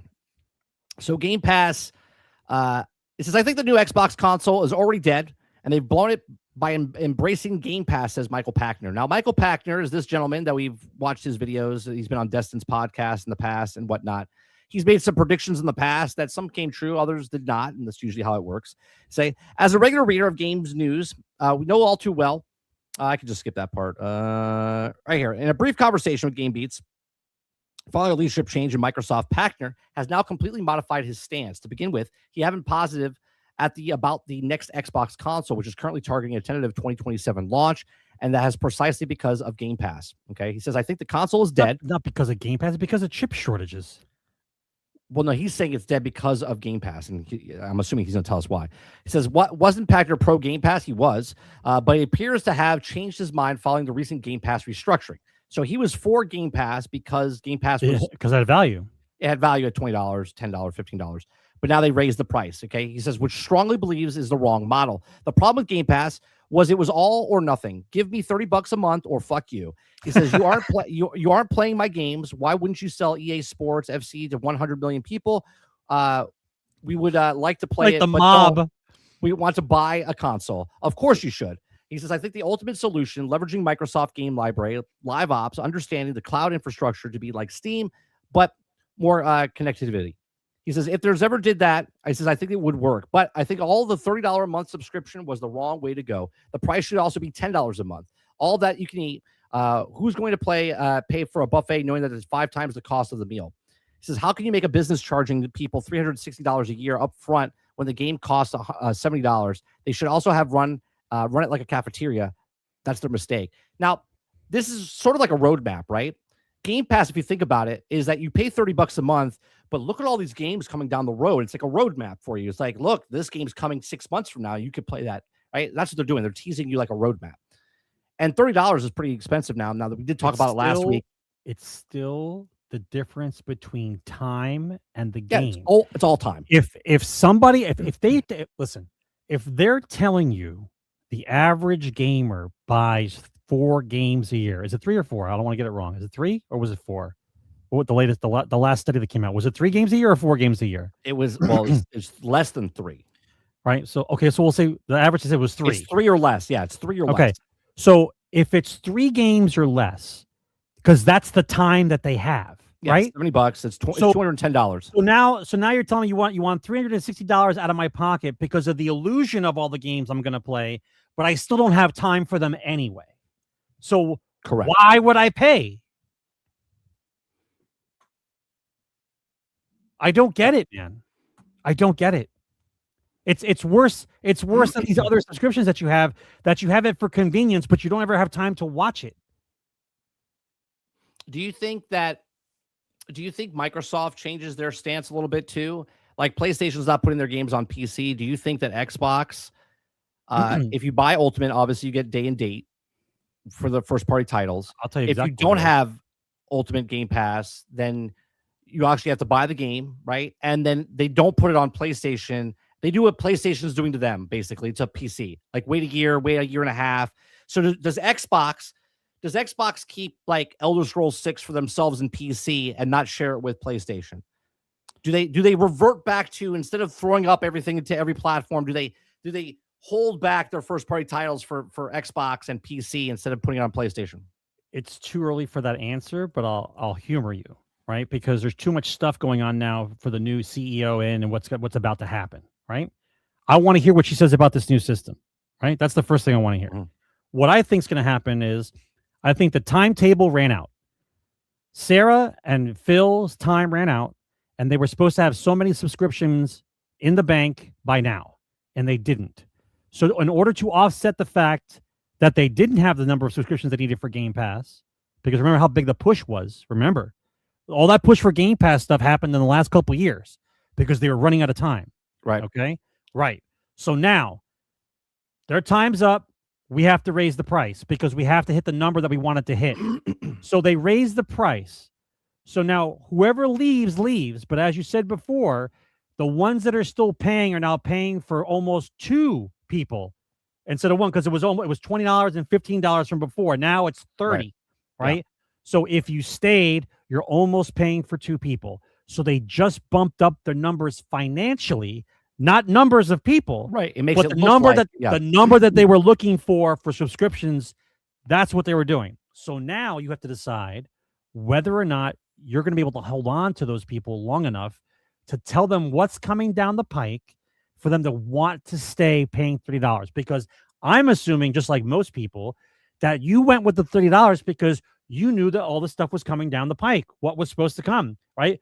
The promises of the MMOs, the promises of day and date for the first party titles, promises, catalog, the back catalog, right? So that's why they're paying the $30. So now if after she talks and nothing else happens and it just stays the way it is because of all the turmoil that's happening, I don't know if you would still pay $30 for the waiting for the next year and a half to see what would happen. Why not cancel it or just pay $10 because you're the guy who only pays 3 games a year anyway, right? If you're the person that buys 3 games a year, why would you give them $30 a month? Right. Krebsy says, nope, Xbox needs a 30%, and look at Forza and Sea of Thieves on PlayStation. Yeah, but Forza and Sea of Thieves are 4 and 8 years old before they jumped over to PlayStation, right? So, like, even Starfield, it's supposed to come out in April, rumored, or if it's official, it's 2 years after it came out, 2.5 years after it came out. So they're not putting their games directly on. Now, obviously, there's Halo, but Halo is a remake of the original Halo, which was on Xbox 25 years ago. But you're delaying. You're delaying. It's what they did in the past, though. You're delaying the gratification, right? So I sell as many as I can on my own platform. Sure. Right. I don't care about the other platform. Right. We already know we're not selling enough. Your platform and PC. Right. No. I'm just saying my platform for the time for this point. My platform. I'm selling the game on my platform. So now, after 2 years, you know the sales are dwindling on your platform. Nobody else is buying it. Right. So now you release it on another platform, so a whole new group of people will buy it. Right. No, that's what I'm asking. That's the whole thing. Do we think that Microsoft goes back to first party is only on Xbox and PC on day and date, and they don't release it on PlayStation for a year or 2? But that still means you're not getting your money up front that you need. Excuse me. That means you're still not getting the money. If you need the money up front, then you need the money up front. You sell on as many platforms as you can. If you're trying to surround your castle in the moat, you're trying to protect yourself. I guess you have to not accept the money you're not going to be able to make until 2 years later when you have to restart the game. Correct. But if Microsoft makes the move to say, hey, you can only play our first party games on our console or PC day and date, would that turn people around to go buy an Xbox or the next system? Well, you already have a PC. They say to the fans, we're committing to the fans, like she said. We want to meet where the players are. If the players say, look, we don't like that you're putting all these first-party titles on other consoles day and date, what's the point of having an Xbox? They say, okay, we hear you. It's still day and date on Game Pass. It's still day and date on PC because the next console is going to be PC / right? So it's just like going to PlayStation. So they stop putting games on PlayStation and they just put them on Xbox. Yeah, but look where we are right now. Would they get look where we are, though. Like, you're in the middle of this tornado. You don't know whether or not they want to be on their own box or not, or if there even is a box.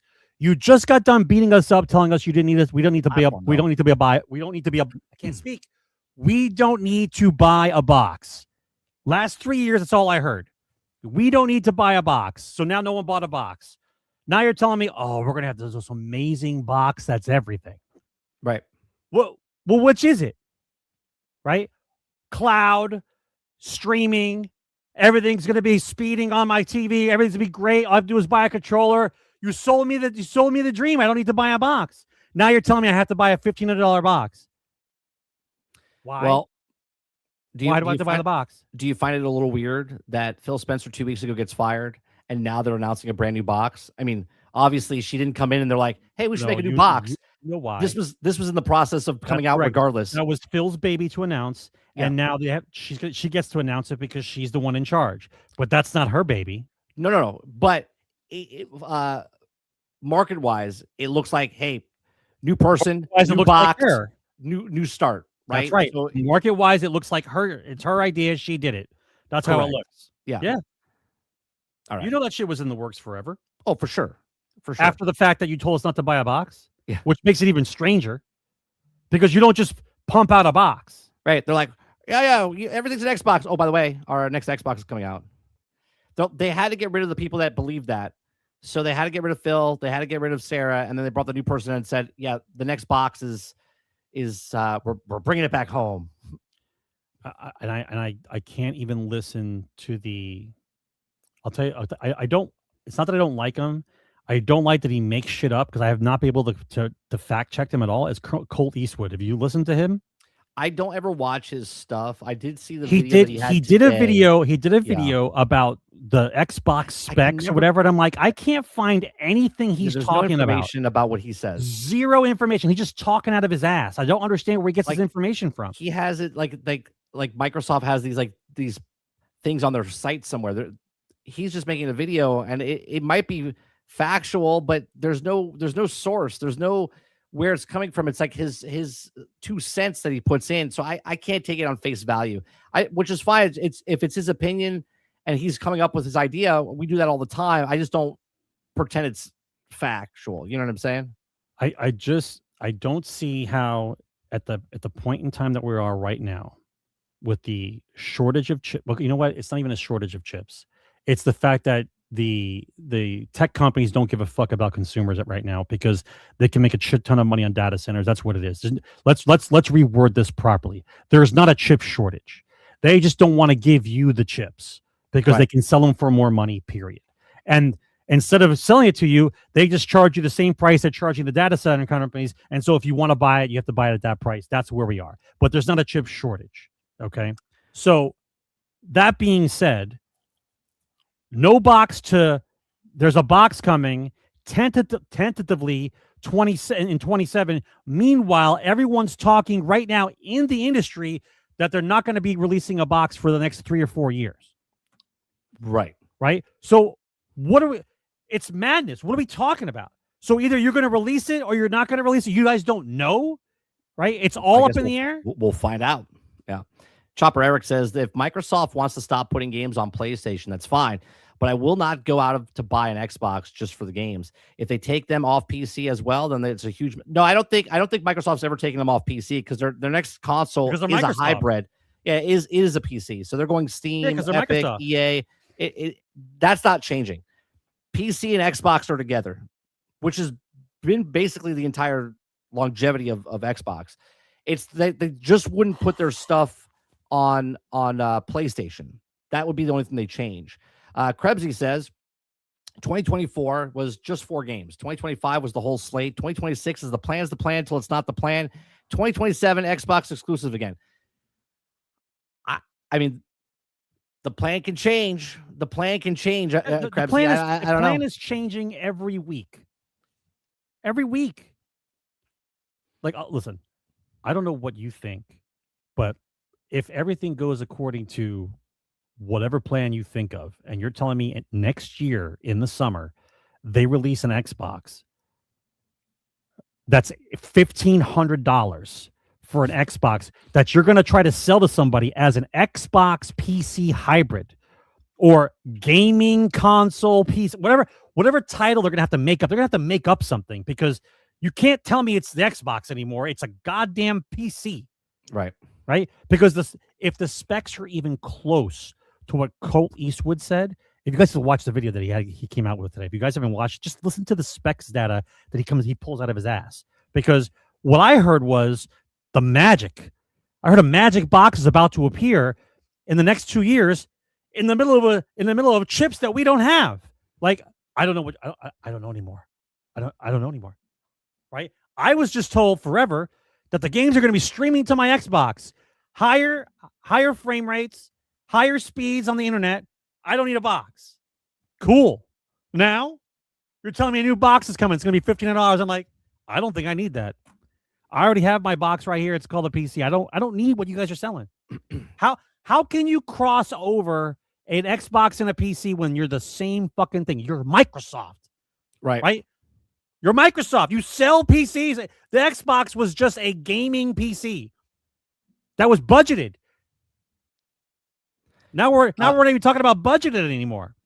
Says that, guys, are we going to forget about the ROI of Activision? No. You got to remember, Activision games, most of the stuff is live service games, right? Most of Activision stuff is live service games. There's no difference in what PlayStation's doing and what Xbox is doing. The only difference is first-party titles from Xbox are going over, first-party, meaning story-driven, are going over to PlayStation. All live service games that PlayStation's making is going over to Xbox and PC. All live service games that Xbox is making, that's multiplayer, cross-play, whatever, is going to all platforms as well. It's the story missions. It's like the Fable, the Elder Scrolls 6, the next like Fallout, the movie games, right? the movie games, games, primary. the story, right? They want that to be on their platform. Over to the other ones, right? The return on investment of Call of Duty, that was never going to be. They were never taking Call of Duty away from PlayStation. That was never going to be a thing. Even when they bought Activision, it was like, they're going to take it away from us. I'm like, no, they're not, right? No, they're not. Okay, Call of Duty is staying on PlayStation. It's always been staying on PlayStation because they have to make the $69 billion back as fast as possible. Yeah. Right. And the funny part is everyone's freaking out that Call of Duty didn't sell well this year. Well, that's fine. Call of Duty comes out every year. It's a Madden football. So if it makes 10 million this year or 10 million copies this year, 14 million next year, 23 the following year, it will make its money back within a decade, within 15 years. They will make their money back. Oh, no. And remember, 3, bro. That's not the only money they're making back. Candy Crush, Overwatch, World of Warcraft, Diablo. People are paying fucking $150,000 for Diablo Immortal on mobile. Okay. So it's not just Call of Duty making the return of investment. It's everything that they've bought with that. Everything. And the live service is live service. It's always going to be live service, just like all the other platforms are doing. And let's not forget the big fluffy pillow that is mobile that nobody talks about. Like, we don't talk about it at all. No, it's one of the biggest money makers, but it's not real gaming. Yeah, but that market, excuse the term, trumps everything else. Like, the mobile market beats everything else. Everything else. Yeah. Right? Everything. So if they don't make enough money on Call of Duty, not a big deal. Candy Crush has got it covered. You know what I mean? Like, the return on investment for like the mobile games is absurd. It's absurd. So this is why they're allowed to. That's why they're allowed to flush games completely down the toilet. Right? Do you really believe that you'd be able to fire this many devs and studios if you didn't have the mobile market in your pocket somewhere? Do you think they would be they were doing this? I don't think anyone works at Candy Crush. It. I honestly don't think anyone works at Candy Crush. I think Candy Crush is just run automatically now by AI. It's a couple guys. Yeah, it's a couple dudes. It's AI just making the boards and stuff that keeps Candy Crush going. Don't laugh. That's true. Did you see me laugh? I didn't laugh. That's probably true. Yeah. Clip says, and a lot of the people like the new World of Warcraft expansion. Yeah, there's so many people. They're making so much money from different avenues. Obviously, $69 billion is a lot of fucking money. But do we think we're gonna make that back in like 2 years? No, that's a 7 to 10 year investment that they're gonna get that back. That's what that is. Yeah, usually breaks down. It used to be a 5-year thing, and now it's a 7. Well, yeah, when you have that. Like if you buy a company, let's say if you buy a company for it's an absurd amount of money, right? But let's say you bought it for like you want to make an investment return $50 billion about 5 years. Yeah, it used to be a 5-year return on investment, but now it's 7 because of the amount of money we're talking about. Well, yeah, because it used to not be $1 billion. It used to be hundreds of millions of dollars. Well, also you didn't have your market divided so many different ways. You know what I mean? Like it was before you bought video games. I'm buying video games. Now you got guys spread all over everything, right? Between mobile and virtual and handheld, and you're not just buying one thing anymore.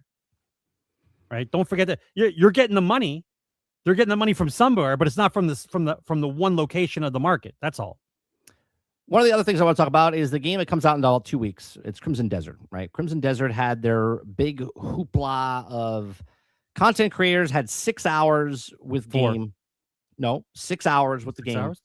They had 4 hours with the open world game, and then they had 2 hours with the end game stuff. Okay. We watched 4 different streamers or 4 different content creators on the channel the other day. We watched Luke Stevens, we watched Skill Up, we watched Your Raptor, and we watched, I forget the last gentleman that we watched, my apologies. But we watched 4 different videos, and each of the videos went over different aspects of the stuff, some more detailed than the others. One of the things that made me laugh about this was you've seen videos. Yeah, oh, you changed something, Sarge. What did you do? Oh, sorry. What did you do? There you go. I got it. No, my bad. No. My there bad. you go. So some of the videos that people were watching they're somewhat more detailed, skill trees, the characters, the land. You see all these videos talking about how in depth, how big the land is. Now, I like Skill Up. Okay. I like watching Ralph's videos and stuff like that. But something always makes me laugh when he talks about not even a live service game, an open world type of game. And we were watching Skill Up, and Skill Up was gotten to this part where he gets to this puzzle system, and he's like, starts talking about this puzzle. And Skill Up, when he does his videos, he goes in depth into like these sections that he's talking about. If it's like the combat or whatever, he like skipped over combat. He didn't really talk about combat or the skill trees at all, but he was held up on this one spot of a puzzle. And he's like, I couldn't figure it out. And he just went in for like a good 7 to 10 minutes just talking about this puzzle. And he complained so much that he was like, I had to wait for a platform. And I was just like, what's happening right now? Okay. So then I watched Luke Stevens afterwards, and Luke Stevens says something. Now, I don't know if it's connected to the point, but he says there was people that did struggle at the event with a puzzle, right? Now, Luke himself said that the puzzles are gaming puzzles. He's like, they're pretty good. He actually told the devs that he would like the puzzles to be a little harder. Okay. Skill Up took a half hour for that one puzzle. He got frustrated. Okay. And that's why he went off on it in the thing. Now, I said on the stream, I think he's upset because they only had a 4-hour window for that thing. So if I flew somewhere and had 4 hours, first impressions of this thing, and I'm on this puzzle and I can't figure it out, you would start freaking out because you're like, I'm wasting my time. I want to capture stuff. So I think that's what happened. And because of that, it took him a half hour. He just said, you know what? I'm going to put like 20 minutes worth of it in my video. I think that's why he did it. So other people are starting to make fun of it because no one else had a problem with the puzzle. Just him. Okay. Right? Okay. First of all, okay, not everybody thinks the same. Sure. Okay. I understand that we're all gamers, right? Because we're in this damn room talking to each other. Okay. We're all gamers, but not everybody thinks the same. So the way you perceive a puzzle or challenge, you're not going to see it the same way somebody else does. They might, right? So now, just for the sake of argument, all right, I'll let you know. All right, there are people on the planet, right, who don't have an inner monologue. Do you know what I mean when I say that? Yes. Yeah. Okay. So they like never talk to themselves or ask them. Yeah. When you're thinking about something, you're saying the words in your head, right? Yeah. That's my perception, right? I'm saying what I'm about to say in my head before I say, because I'm thinking about it, right?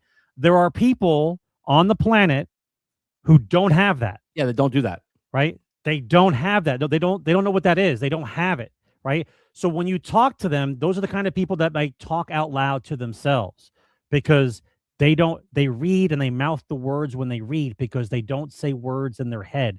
It doesn't work that way for them, right? So there are people like this. There are people that don't get puzzles that for you might be easy. And yes, probably what you said is true also, that he's under the time clock and so probably got frustrated. But yeah. I laugh about it because you're a gamer, right? The job description for a gamer is problem solving. Devs make puzzles, challenges, bosses, skill attempts, move attempts, and you're supposed to figure out how to pass it. That's the whole job of a gamer. For the entire time games have been around. Well- I laugh though when they freak out like that because it then tells me what type of person I'm dealing with now. Yeah, but the whole point of the event was to give people the amount of time so they could tell us what the game was. There's So plenty when of I watch- guys. There's when I plenty of wa- guys to No, look at. I understand don't that, need but just him. when I watch all the different people, right? Because you're saying there's plenty of guys, but some people just watch him.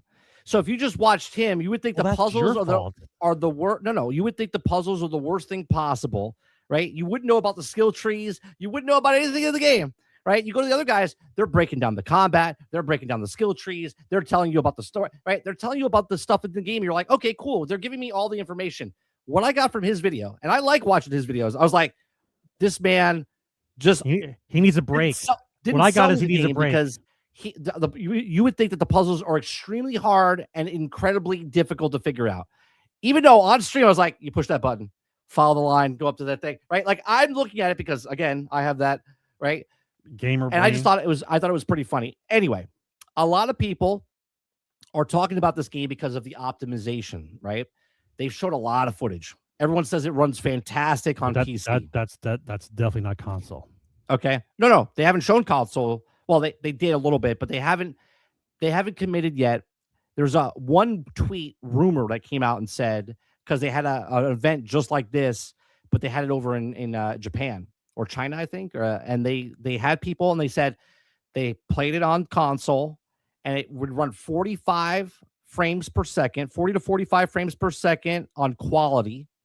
And then if you did performance, it would get 60 frames. But that's not official yet, right? So my whole thing is I'm worried that we're going to have another Cyberpunk on our hands as far as for the consoles because it's unoptimized. Now, Will Powers came out and said, you know, that's not true. Just let them cook. Now, the words "let them cook" means that they're still working on it till right up until the last moment to get it optimized. So maybe it comes out optimized and it's just fine. They have 2 weeks left.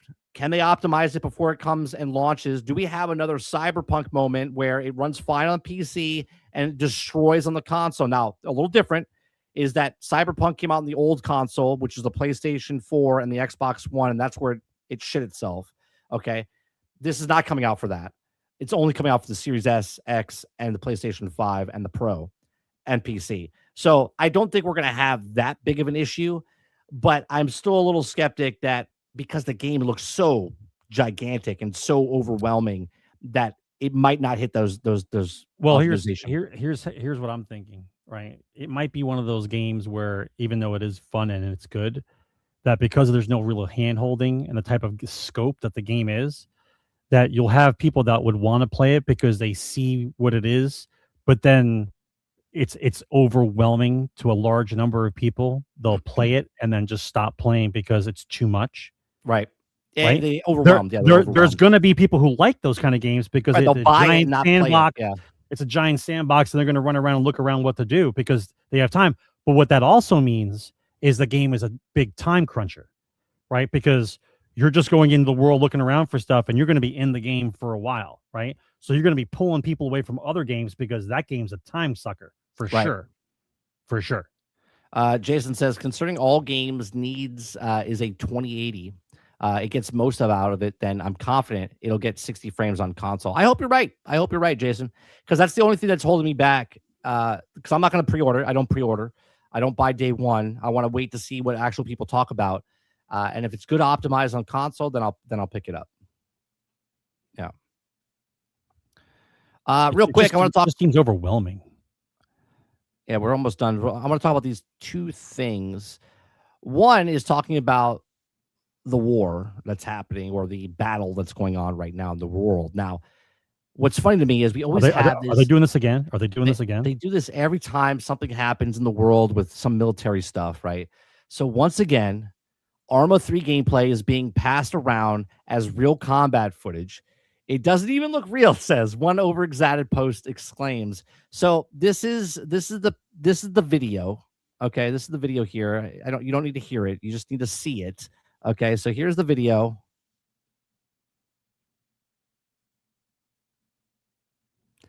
All right. So once again, Yes, thank Dupless, they are. thank God for gamers, for people that are like, yeah, I've played that before. That's not real. That's not real. Otherwise, because that's not even AI. That's a video game that they're passing off as real. Okay. So thank God someone played Arma and looks at this and says, yeah, no, that's from a video game, right? We had the White House doing a Call of Duty like montage of where they have the button Call of Duty on the video game, then it cuts to actual real footage of shit blowing up, right? Like, I don't know. Krebsy said it. He's like, I don't know what timeline we're living in, but so this is why we're talking about it, because it's video game and people are trying to take video game footage and pass it off as real stuff that's going on. So there you go. Just so you're aware, there's videos out there of obviously fake AI videos looking like people are doing certain things, video games being passed off as certain things. So don't take everything as face value. Just kind of look at it and be like, is that real or not real? Don't start spreading shit. You know what I mean? So that's all. This is 3 times we've done this now. This is the Oh, third it's more time. than that. We just did a story, I think, in November. It was one of them. Oh, that's the third time in recent years that they keep putting game footage up as war footage. Yeah. The next thing I want to talk about is Tencent. Now, Trump could strip Tencent stakes in major U.S. game firms. Now, I've always been vocal of this on stream. We always talk about business stuff. We always talk about investors. I've always said I find it a little strange that we can't buy into any other company, any other country, right? If you want to do a studio, you can't do it. You have to get sponsored and do this. You don't say. But for some reason, America loves to say other people's money and bring it in. Everyone's like, it's fine. Tencent owns so much percentage of so many American companies. So Trump says that he might be able to, he might take him out. It says in a report published earlier today, it suggests that President Donald Trump is weighing up the potential to strip Tencent's investment stakes in the United States based on games firms. It has been claimed that top officials have sat down to determine if Tencent's major stakes as primary U.S., but also Finnish gaming groups can remain moving forward. This is also flipping back once again the rhetoric and inherent the security risk exists while Tencent maintains investment outright ownership of each powerful gaming firms. Trump is scheduled to visit China soon to meet with Xi Jinping, China's premier. I can't say the fucking word. Premier. Yeah, it's premier. It's also should be a driving topic, right? Billions of dollars invested. Okay, so they have owners in Riot Games, Turtle Rock Studios, Kelly Entertainment, Pocket Games, Epic Games, right? They own a lot, and this is just a small portion. They have so much more. Now, my thing is to you, Sarge. If this happens and Trump says, "Yeah, you can't be in these things," do you know how many people? Do you know how many studios are going to go under because they can't afford it? Right? Well, they can't afford it, and these guys are backing them. What? Okay, so this is going to make 2 years ago when 17,000 people lost their jobs. It's going to make it look minute. Yeah. So once again, I don't feel guilty for the market to be the market. Like the market's supposed to be the market, right? So if the only thing keeping the Western market afloat is foreign investment, and we're still getting shit, then it's completely okay to stop the investment for security reasons or for whatever reasons you want to come up with. Because if we're not allowed to invest in their companies, but they're allowed to invest in ours, then are you allowed to have questions? You're allowed to have questions. That's also going to bring up. It's going to bring up because Saudi Arabia just invested in EA. Same thing. It's foreign investment. I know, right? They're making a point to say China. If he does it with China, then he can do it with anybody. You know, if it's allowed to happen, then it can be the it looks a little off because Jared Kushner is his son-in-law, and he's an investor with the Saudi Arabia inside of EA.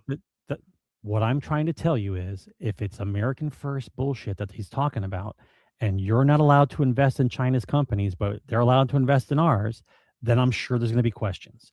Saudi Arabia, I don't think is under the same kind of scrutiny. I think we're invested in Saudi Arabian companies. I'm pretty sure we are. Because if he does this to them, people are going to bring up the Kushner / involvement. Right. There's always somebody involved, bro. That's just how life works.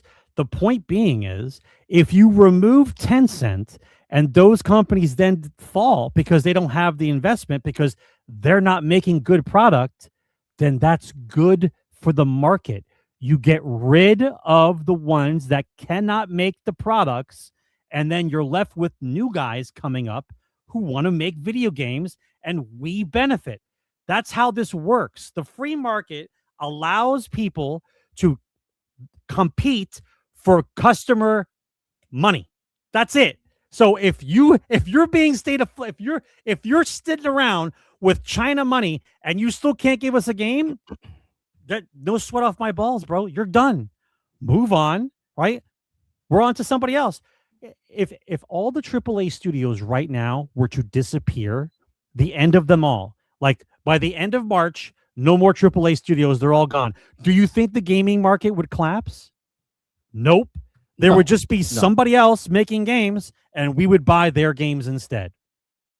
And the process would start over again, which is what I want anyway. Like, stop supporting the slop. Like, Ubisoft, gone. EA, gone. Let these guys go. Stop buying them. Stop supporting them. Let somebody else come up, and let's see what they got. I'm tired of supporting these fucking guys. Yeah. You think I'm going to play the new Division shit that's coming out this year?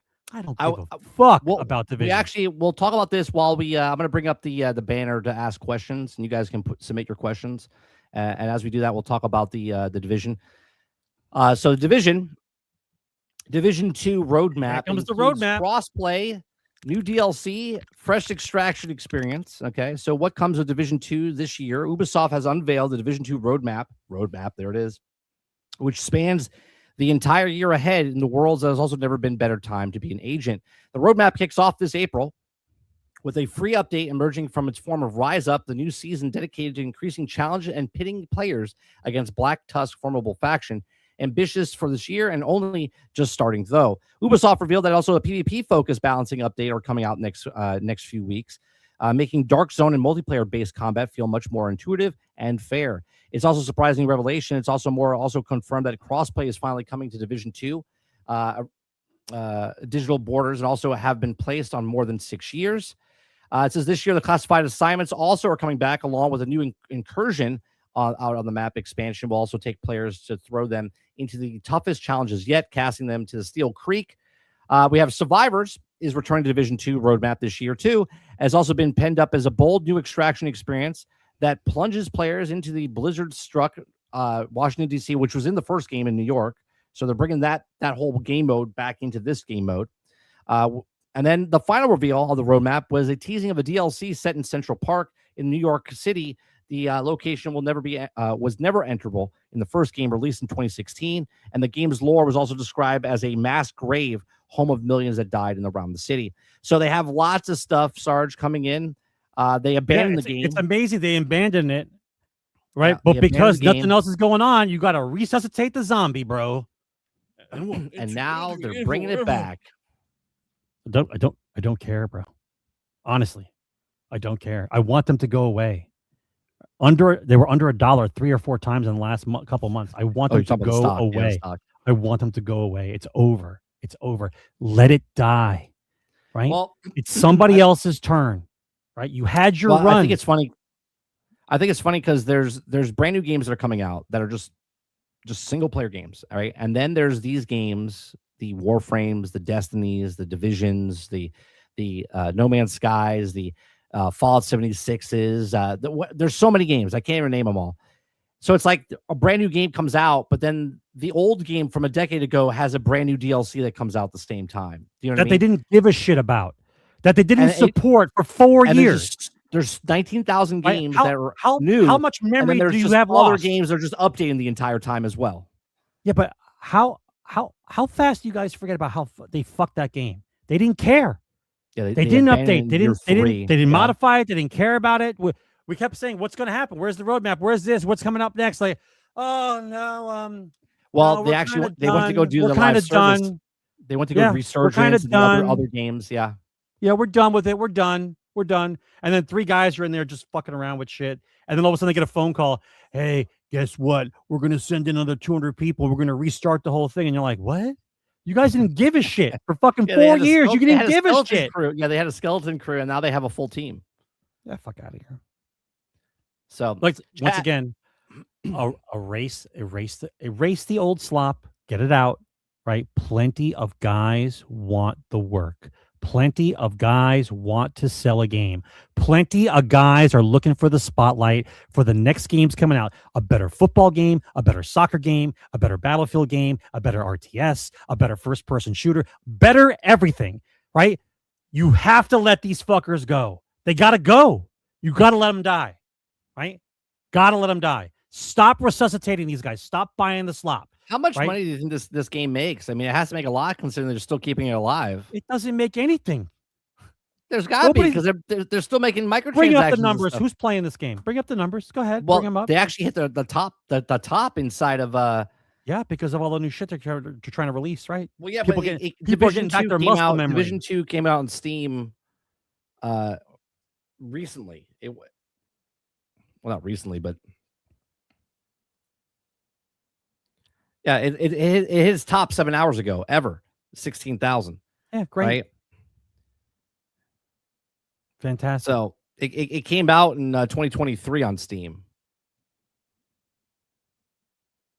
So right, they have nothing. They're little 5 schools of guys working on games. And remember, their media blitz was, we're not changing anything. We're doing exactly the same thing we're doing now, except now we just separated all the guys into different groups.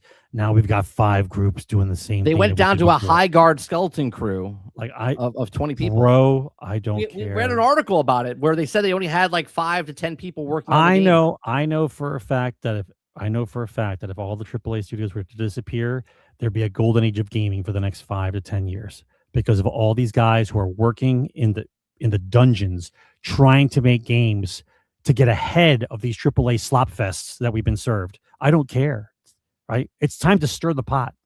It's time. Another one I want to talk about real fast is Marvel Rivals Path to Doomsday. So Doomsday that's got a double meaning. Yeah, the Path of Doomsday begins on April with Marvel Rivals will roll out a special event and a new game mode inspired by the Infinity Saga. In December, all the new in-game content will celebrate the release of Avengers Doomsday. So I actually said this about the game, but Marvel Rivals gonna have a blast. This whole year, they're gonna just be releasing characters. Yeah, they're gonna release 10 to 12 new characters, right? They're also releasing, as you said, new heroes, new maps, new costumes, new game modes, new PvEs. So, hopefully, me and Waterbear are hoping that it's like an Ultimate Alliance game mode coming into the game. Like, we're really hoping. Okay. New systems, and then there's more. Now, going back to this. New systems. Right? That sounds like skill trees. Right. New systems sounds like skill trees, which means you can choose your powers. Well, hopefully, that's what we're hoping, right? So, in April. Well, what other system would you have? That would be You're not mining. Yeah, right. So, the system would be some sort of skill tree or something that. Yeah. So instead of having the same 3 or 4 attacks, you can mix up maybe give you like a list of 6 or 8, and you pick the 3 that you like or 4 that you like. So obviously, I'm thinking we get some sort of boss mode. They introduce a boss. That'd be fucking great. Every time it comes out. So Avengers. I don't know what boss you're going up against. I don't remember it. It was Loki was the battle, and so was the Frost Giants and stuff, wasn't it? You can fight Sentinels. Right? No, I know, but it's thematic to what's happening here, right? No, so I know. In April, it's Marvel's Avengers. Then it's Marvel's Avengers Age of Ultron. So obviously, you're going up against Ultron. Yep. You know Ultron's in the game, but you're going to go up against the Ultron, right? Then Avengers Infinity War, you can go up against Thanos or something. You know what I mean? So just see what happens. And then Doctor Doom, obviously, leading up to the movie that comes out in December. So it'll be very interesting to see what happens with this. Obviously, they're going to bring in way more heroes. But it'll be interesting to see what they do for playable characters. Now, we've been asking for Doom since the game came out as a playable character. Hopefully, he comes out and is a playable character by the time in December. Doom playable character in December, Jason says. Yeah, could be Thanos. Age of Ultron hits. We'll have 100% to do a horde mode where you take on waves of Ultron bots. Yeah, I mean, it seems something along those lines. Look. If they do a good PvE type of thing, I'm in it. I'm excited about what they have in store. I like the cross promotion stuff they do. Marvel stock for me is a little low right now. So hopefully they kind of build it up. I'm not really excited for Doomsday right now, just because, well, first of all, there's been a leak the whole script is supposedly has leaked out about the movie. What Okay. the Doom movie? Yeah, the script is leaked online, supposedly. I don't know about that. And if it has, someone's just going to make the movie in an AI. Because they can just put the script into AI and the AI will make the movie better than the movie itself. Right. So we'll wait for that. Okay. So that's other stuff that's going on. And then one more thing. What do you think about this, Sarge? This is the God of War. I think it's sad. Yeah, I think it looks like a homeless guy got a job. It looks like he didn't want to shave his beard. I mean, if they gave him 3 or 4 months to grow a beard, cool, but then do something to it. You know what I mean? Instead of making it look like he's a youthful Viking kind of guy, like he looks like he's a homeless dude. He looks homeless. The picture here, someone says it makes it look like I think Joffy said it. He's just it shitting looks in the like woods. It looks like he's taking a shit in the Yeah, woods. he's shitting in the woods. He's like, all right, son. Look, I hope it's good. I hope it's good. I think the picture doesn't look very good, but I hope this casting doesn't look very good. I don't understand why you don't want to encapsulate the reason why people want to watch it. The reason why I want to watch it is because it's the guy from the video game. If you're not going to give me the guy from the video game and you're going to give me a homeless guy, then I don't care about it. It's not AI, Travis. Who did you make it for? Who did you make it for? Is it for the girls who like? Is it for the girls who like God of War? Is it for that reason? Here's what I'll say: the very first screenshots of The Witcher when it first came out with Henry Cavill, he was wearing like this outfit that looked like a garbage bag on him. It Okay, was a garbage bag. Well, whatever. And people were giving real huge criticism to it, but then when the show came out, people were like, "Oh, it's a really good show." Yeah. So Yeah, I'm just they saying, didn't use the garbage bag. It could no, he did have a garbage bag on the thing, but when the show came out, it was a good show. So the set photo, obviously, a picture's worth 1,000 words. It doesn't look very good from this picture, but Hell, it might be a good show. You could have put a fake beard on him, make it look better. It's supposed to be like a fucking, you know what I mean? Manly fucking, like a death beard. Like, I mean, my beard's better than this guy's beard. Come on. It looks like a homeless guy. Yeah. All right. Let's get to some Q&A.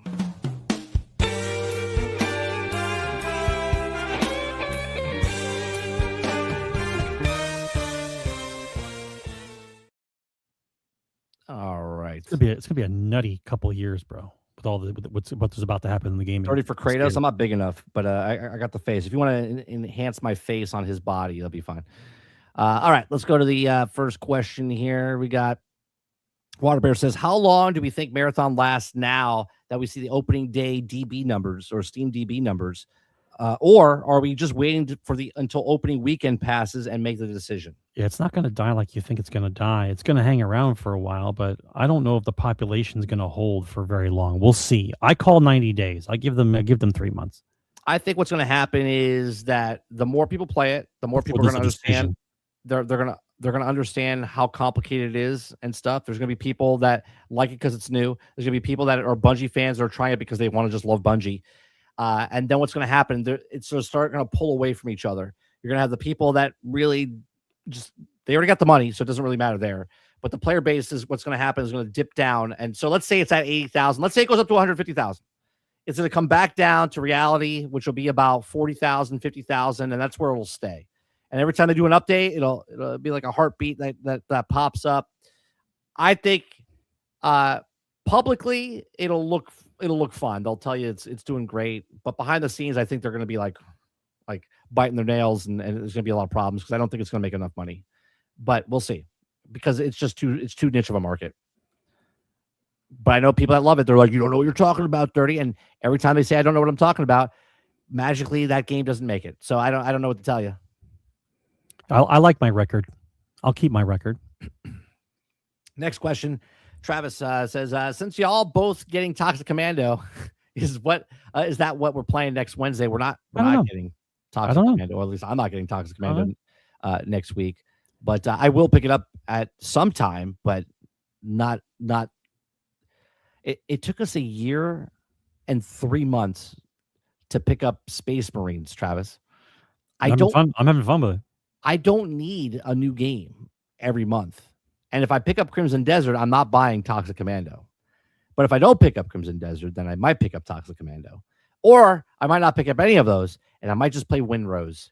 Yeah, I still don't listen. I still don't think it's the gamer's fault at all. You guys are talking about if anyone likes games anymore. I don't know if you were here in the beginning, Drake, but I discussed how the theory I had is game companies were getting their money up front, and they don't get their money up front anymore. And I think that's part of the problem. Just like you guys get streaming services before you paid for cable, and now you want to pay for individual services, but then they're not making enough money individually. It's the same problem. I don't think game companies are getting their money up front anymore, and they have to rely on the fact that they need a dedicated fan base that's going to buy their game, and they're not selling them a quality product, so they're not buying their game. And that's the reason why that's why all these firings are happening, because you can't sell that many games. Next question. Waterbear says, what do you make of the interest in the new Xbox console? What would make we don't know what it is yet, Water. It's a mystery. What would make me interested is watch the Colt Eastwood video that came out today. It was either today or yesterday. It came out. It's real recent. It was today, I think. He talks about the specs like he has it in his house. Like he's so full of shit. But if the things he's talking about are anywhere close, it's like it's almost a $2,000 box. Yeah. Who knows? Maybe. Yeah, we don't know anything about it. So, next one, Altord says, talking about extraction and marathon, I can to extract that shirt and use it to run a marathon. Do you know where I can buy it? Yeah. Thank you, Altord. You can pay. We're up in the link in the description down below. There's an apparel thing. You can pick up this shirt. It's called The Plan. The plan is the plan until it's not the plan. Krebsy says, what is the news on Arc Raiders stealing people's Discord message data? I had that. We don't have time to cover it. So I don't have an answer for you because I didn't read the article. My finger's hovering around the delete button recently. I'm getting ready to just pop out. I'm not waiting for them to talk about what their new plan's going to be in the fall. No, he's talking about Arc Raiders. Okay, so Arc Raiders recorded private Discord DM messages between players and serious privacy and security violations. Embark promises that the data is safe. So apparently, Arc Raiders and Discord account linked the DM messages and leaked the messages. So it's still a Discord problem. Yeah, it's still a Discord problem. Yeah, I don't have an answer for you. Yeah, so my conversation is still saying my finger hovers around the delete button. Krebsy also says, so the White House has used COD and Pokemon for the war. Do you think we see a Helldivers montage next? We actually already saw it. I don't know if you saw this, Krebsy. There was a military guy who did a speech. I forget. I think it was to the troops, to the Marines. And he did the opening speech of Helldivers. He said it word for word as from the Helldivers. And he did the exact thing. So that's already happened. I don't know if you've seen that. I'll try to find the footage and send it to you on Discord. Next is Altern says, what is harder, Elden Ring, first story boss, or Crimson Desert puzzle? Definitely for skill up, it would be the puzzle. Some people can't do puzzles, man. I don't know why you guys harp on them so hard. Like some people don't see it because we can. That's the world. If you've been I'm the old guy in the room. I've been playing since I was 7 years old. Okay. Anytime I look at any kind of game with a puzzle, I've seen so many different puzzles over the years. It just comes naturally. I can identify what's happening, what I need to do to solve the puzzle. Some people don't see stuff like that, man. They just don't. They don't see it. Krebsy says, is Sarge upset that we got a 40K Demolition Derby before 40K Battlefield? Oh, did you see the Sarge? 40K Demolition Derby. Get the fuck out of here. Hold on. What is it, all orcs? Is it all orcs? Is it Cult of Speed? Cult of Speed? Yeah, hold on. This happened earlier today. Mo put it in our Discord channel. I keep telling you guys, if they do 40K and they do fucking Battlefield version of 40K, it's game of the year, bro. I got news for you guys. Where the fuck is this thing? Mo, where'd you put it? I don't even know where it is. Oh, here it is. Is it a video or just a still shot? No, it's a video. Oh, it's like a trailer. We don't need to hear it, so you can just watch it. It's a 40K. It's a 40K Twisted Metal, basically. Yeah. But I will say this. I'm not mad at that this game came out. I'm actually happy because that means that the IP is on fire and they're trying to make different games, right? This is a Demolition Derby game. We're getting a Total War game. You got a first person co-op mission game. Like, it's starting to come around. One of the guys in the office is going to go, "Hey, Battlefield's on fire and Call of Duty sucks. Do you think we could do a 40K Battlefield?" And as soon as the guy says that, they're gonna be like, "I think that would be a good idea, Steve. Maybe we should try that." Game of the year. That's going to be game of the year. I'm telling you. Because all this looks good. Because it shows that they can make the orcs proper. Yeah, it looks good. So I don't give a shit about Demolition Derby games anymore. But yeah, look, they even put the Stomper in there. Yeah, I'm happy. I'm happy the game came out. I'm happy. That's another step. It's another step towards it, right? Racing game, 4-player co-op game, co-op mission game. They're on their way, guys. I don't know what you're talking about, right? They're going to run out of the RTS is already out. That's coming out this year. Next step, kid. Come on. So Sarge's logic is one step closer to the Battlefront game. That's it. Correct. That's what he's correct. Happy about. You show me a trailer for a 40K Battlefield game, and Sarge is never playing another game again. That'll be my game. It'll be game for a long time. I will pick up the phone and start calling the old guys. "Hey guys, guess what's coming?" Right? And the best thing they could do is you start off with Marines, and then when they feel like releasing another team, they charge you for the new team.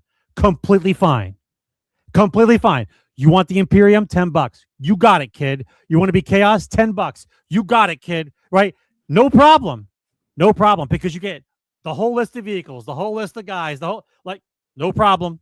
Right? Game of the year, bro. I'm telling you, game of the year. Travis says, "Did either of you watch the Capcom show today? And if so, did you see anything that looked good?" No, I didn't even know there was a Capcom show today. How many shows are there, man? Yeah, I didn't know What there show was there today? Capcom. It was Capcom show. Altered says, "What would happen if Sony decides not to port games to PC?" They lose out on money. Yeah, I just can't see a world where they would have to make a lot of live service games to make up the money that they. Do you know what I mean? I don't know. Again, I think it hinges on the third party exclusives that they get for first party, like the third party games that they pay for to be just on PlayStation. If they stop losing those, then that would be a problem for them with their ports over to PC. Drake Capone says, "Do gamers like anything anymore?" Yeah, we like games that are complete. We like games that are not half-ass games. We like games that are make a game, sell a game. We like games that are not trying to nickel and dime us for everything. There's a lot of games that people like. Look at Spyro, right? Look at fucking Resident Evil 9. People love these games. People buy the games they want to play. They hate the games they don't want to play. But because they hate the games and all of a sudden they need us to buy those games, we're haters of those games. That's correct. If you keep your budget really low, you could sell 1 million copies. You could sell 300,000 copies and be very successful. You know who did that? Everyone that made a video game back in the 80s and 90s. Right? They didn't sell 10 million, 12 million copies. They were selling 80,000 copies, 1 million copies, 2 million copies. Right? And they were like, "Oh my God, that's more money than I've ever seen in my entire life." These guys are like, we got to spend $400 million and we got to make $1.5 billion. Right. That's where they are. Salute. That's it. Corporate salute. Lanterns look good though, right? No, that wasn't a question that got put in there. Next one is Barbara says, "I've been working out, right? 30. I have been working out. Not this past week." He's talking about the Kratos thing. That's what that was. Oh, the Kratos thing. I am working out, but I'm still quite tiny to play Kratos. Travis says, "There are girls who like God of War." Where? That's my point. Who are you making the show for? That's my point. Sure, there's somebody. Let's see, you guys. About 40K. Fucking, you don't want beta Kratos. What the fuck are we talking about? And I think we have, let's see. Dupla says, what's your opinion on weather forecast for next week? And what's your opinion on what you'll have for dinner on Tuesday next month? Oh, well, the forecast next week, let's see. It'll be 72 degrees because I'm always in my room. So it's 72 degrees there. As far as what I'm having for dinner on Tuesday, well, I could. I mean, I don't cook. My wife cooks. I do dishes and clean. So we could have a rump roast. It could be some pasta. I'm not too sure, but whatever it is, it's delicious. I can tell you that. Let's see. Next one, Altern says, I don't know the puzzle system. Pretty hard. Where's the power source? If only there were cables to tell me. I love Altern. We're gonna make fun of Skill Up for the next at least month. Me and Altern. We're just gonna go back and forth making fun of him. Waterbear says, "What's this? Warhammer Twisted Metal?" Yeah, it's exactly what it is. It's basically that. It looks like. And once again, thrilled to see another. Listen, they have to keep making better games that people buy, and then that leads down the road, kid. I'm telling you, it leads down the road. All right, we'll do this one right here, and this will be the last one. Travis asks, if you could greenlight any game as a live action movie, what would you pick? Any game for a live action movie. I know mine. There's a specific reason I'm picking mine. I think Sarge actually might pick the same one as me. I'm not going to say it. I'm all over the place. My brain's not working right now. All right, focus. I got three in my head. One is Helldivers. Okay. Because I think it'd be hilarious. Yep. Right. The other one is a 40K, and it could be animated. Okay. It doesn't have to be real live action's tough for 40K. I'm sure you could put the AI shit involved now, but let's you see the animations are 10 times better. I don't know. I don't know. What do you got, bro? What do you got? I'm going to give you just a hint. See if you get it. Okay? Yeah, all right. It's an old school game we used to love to play on the original Nintendo.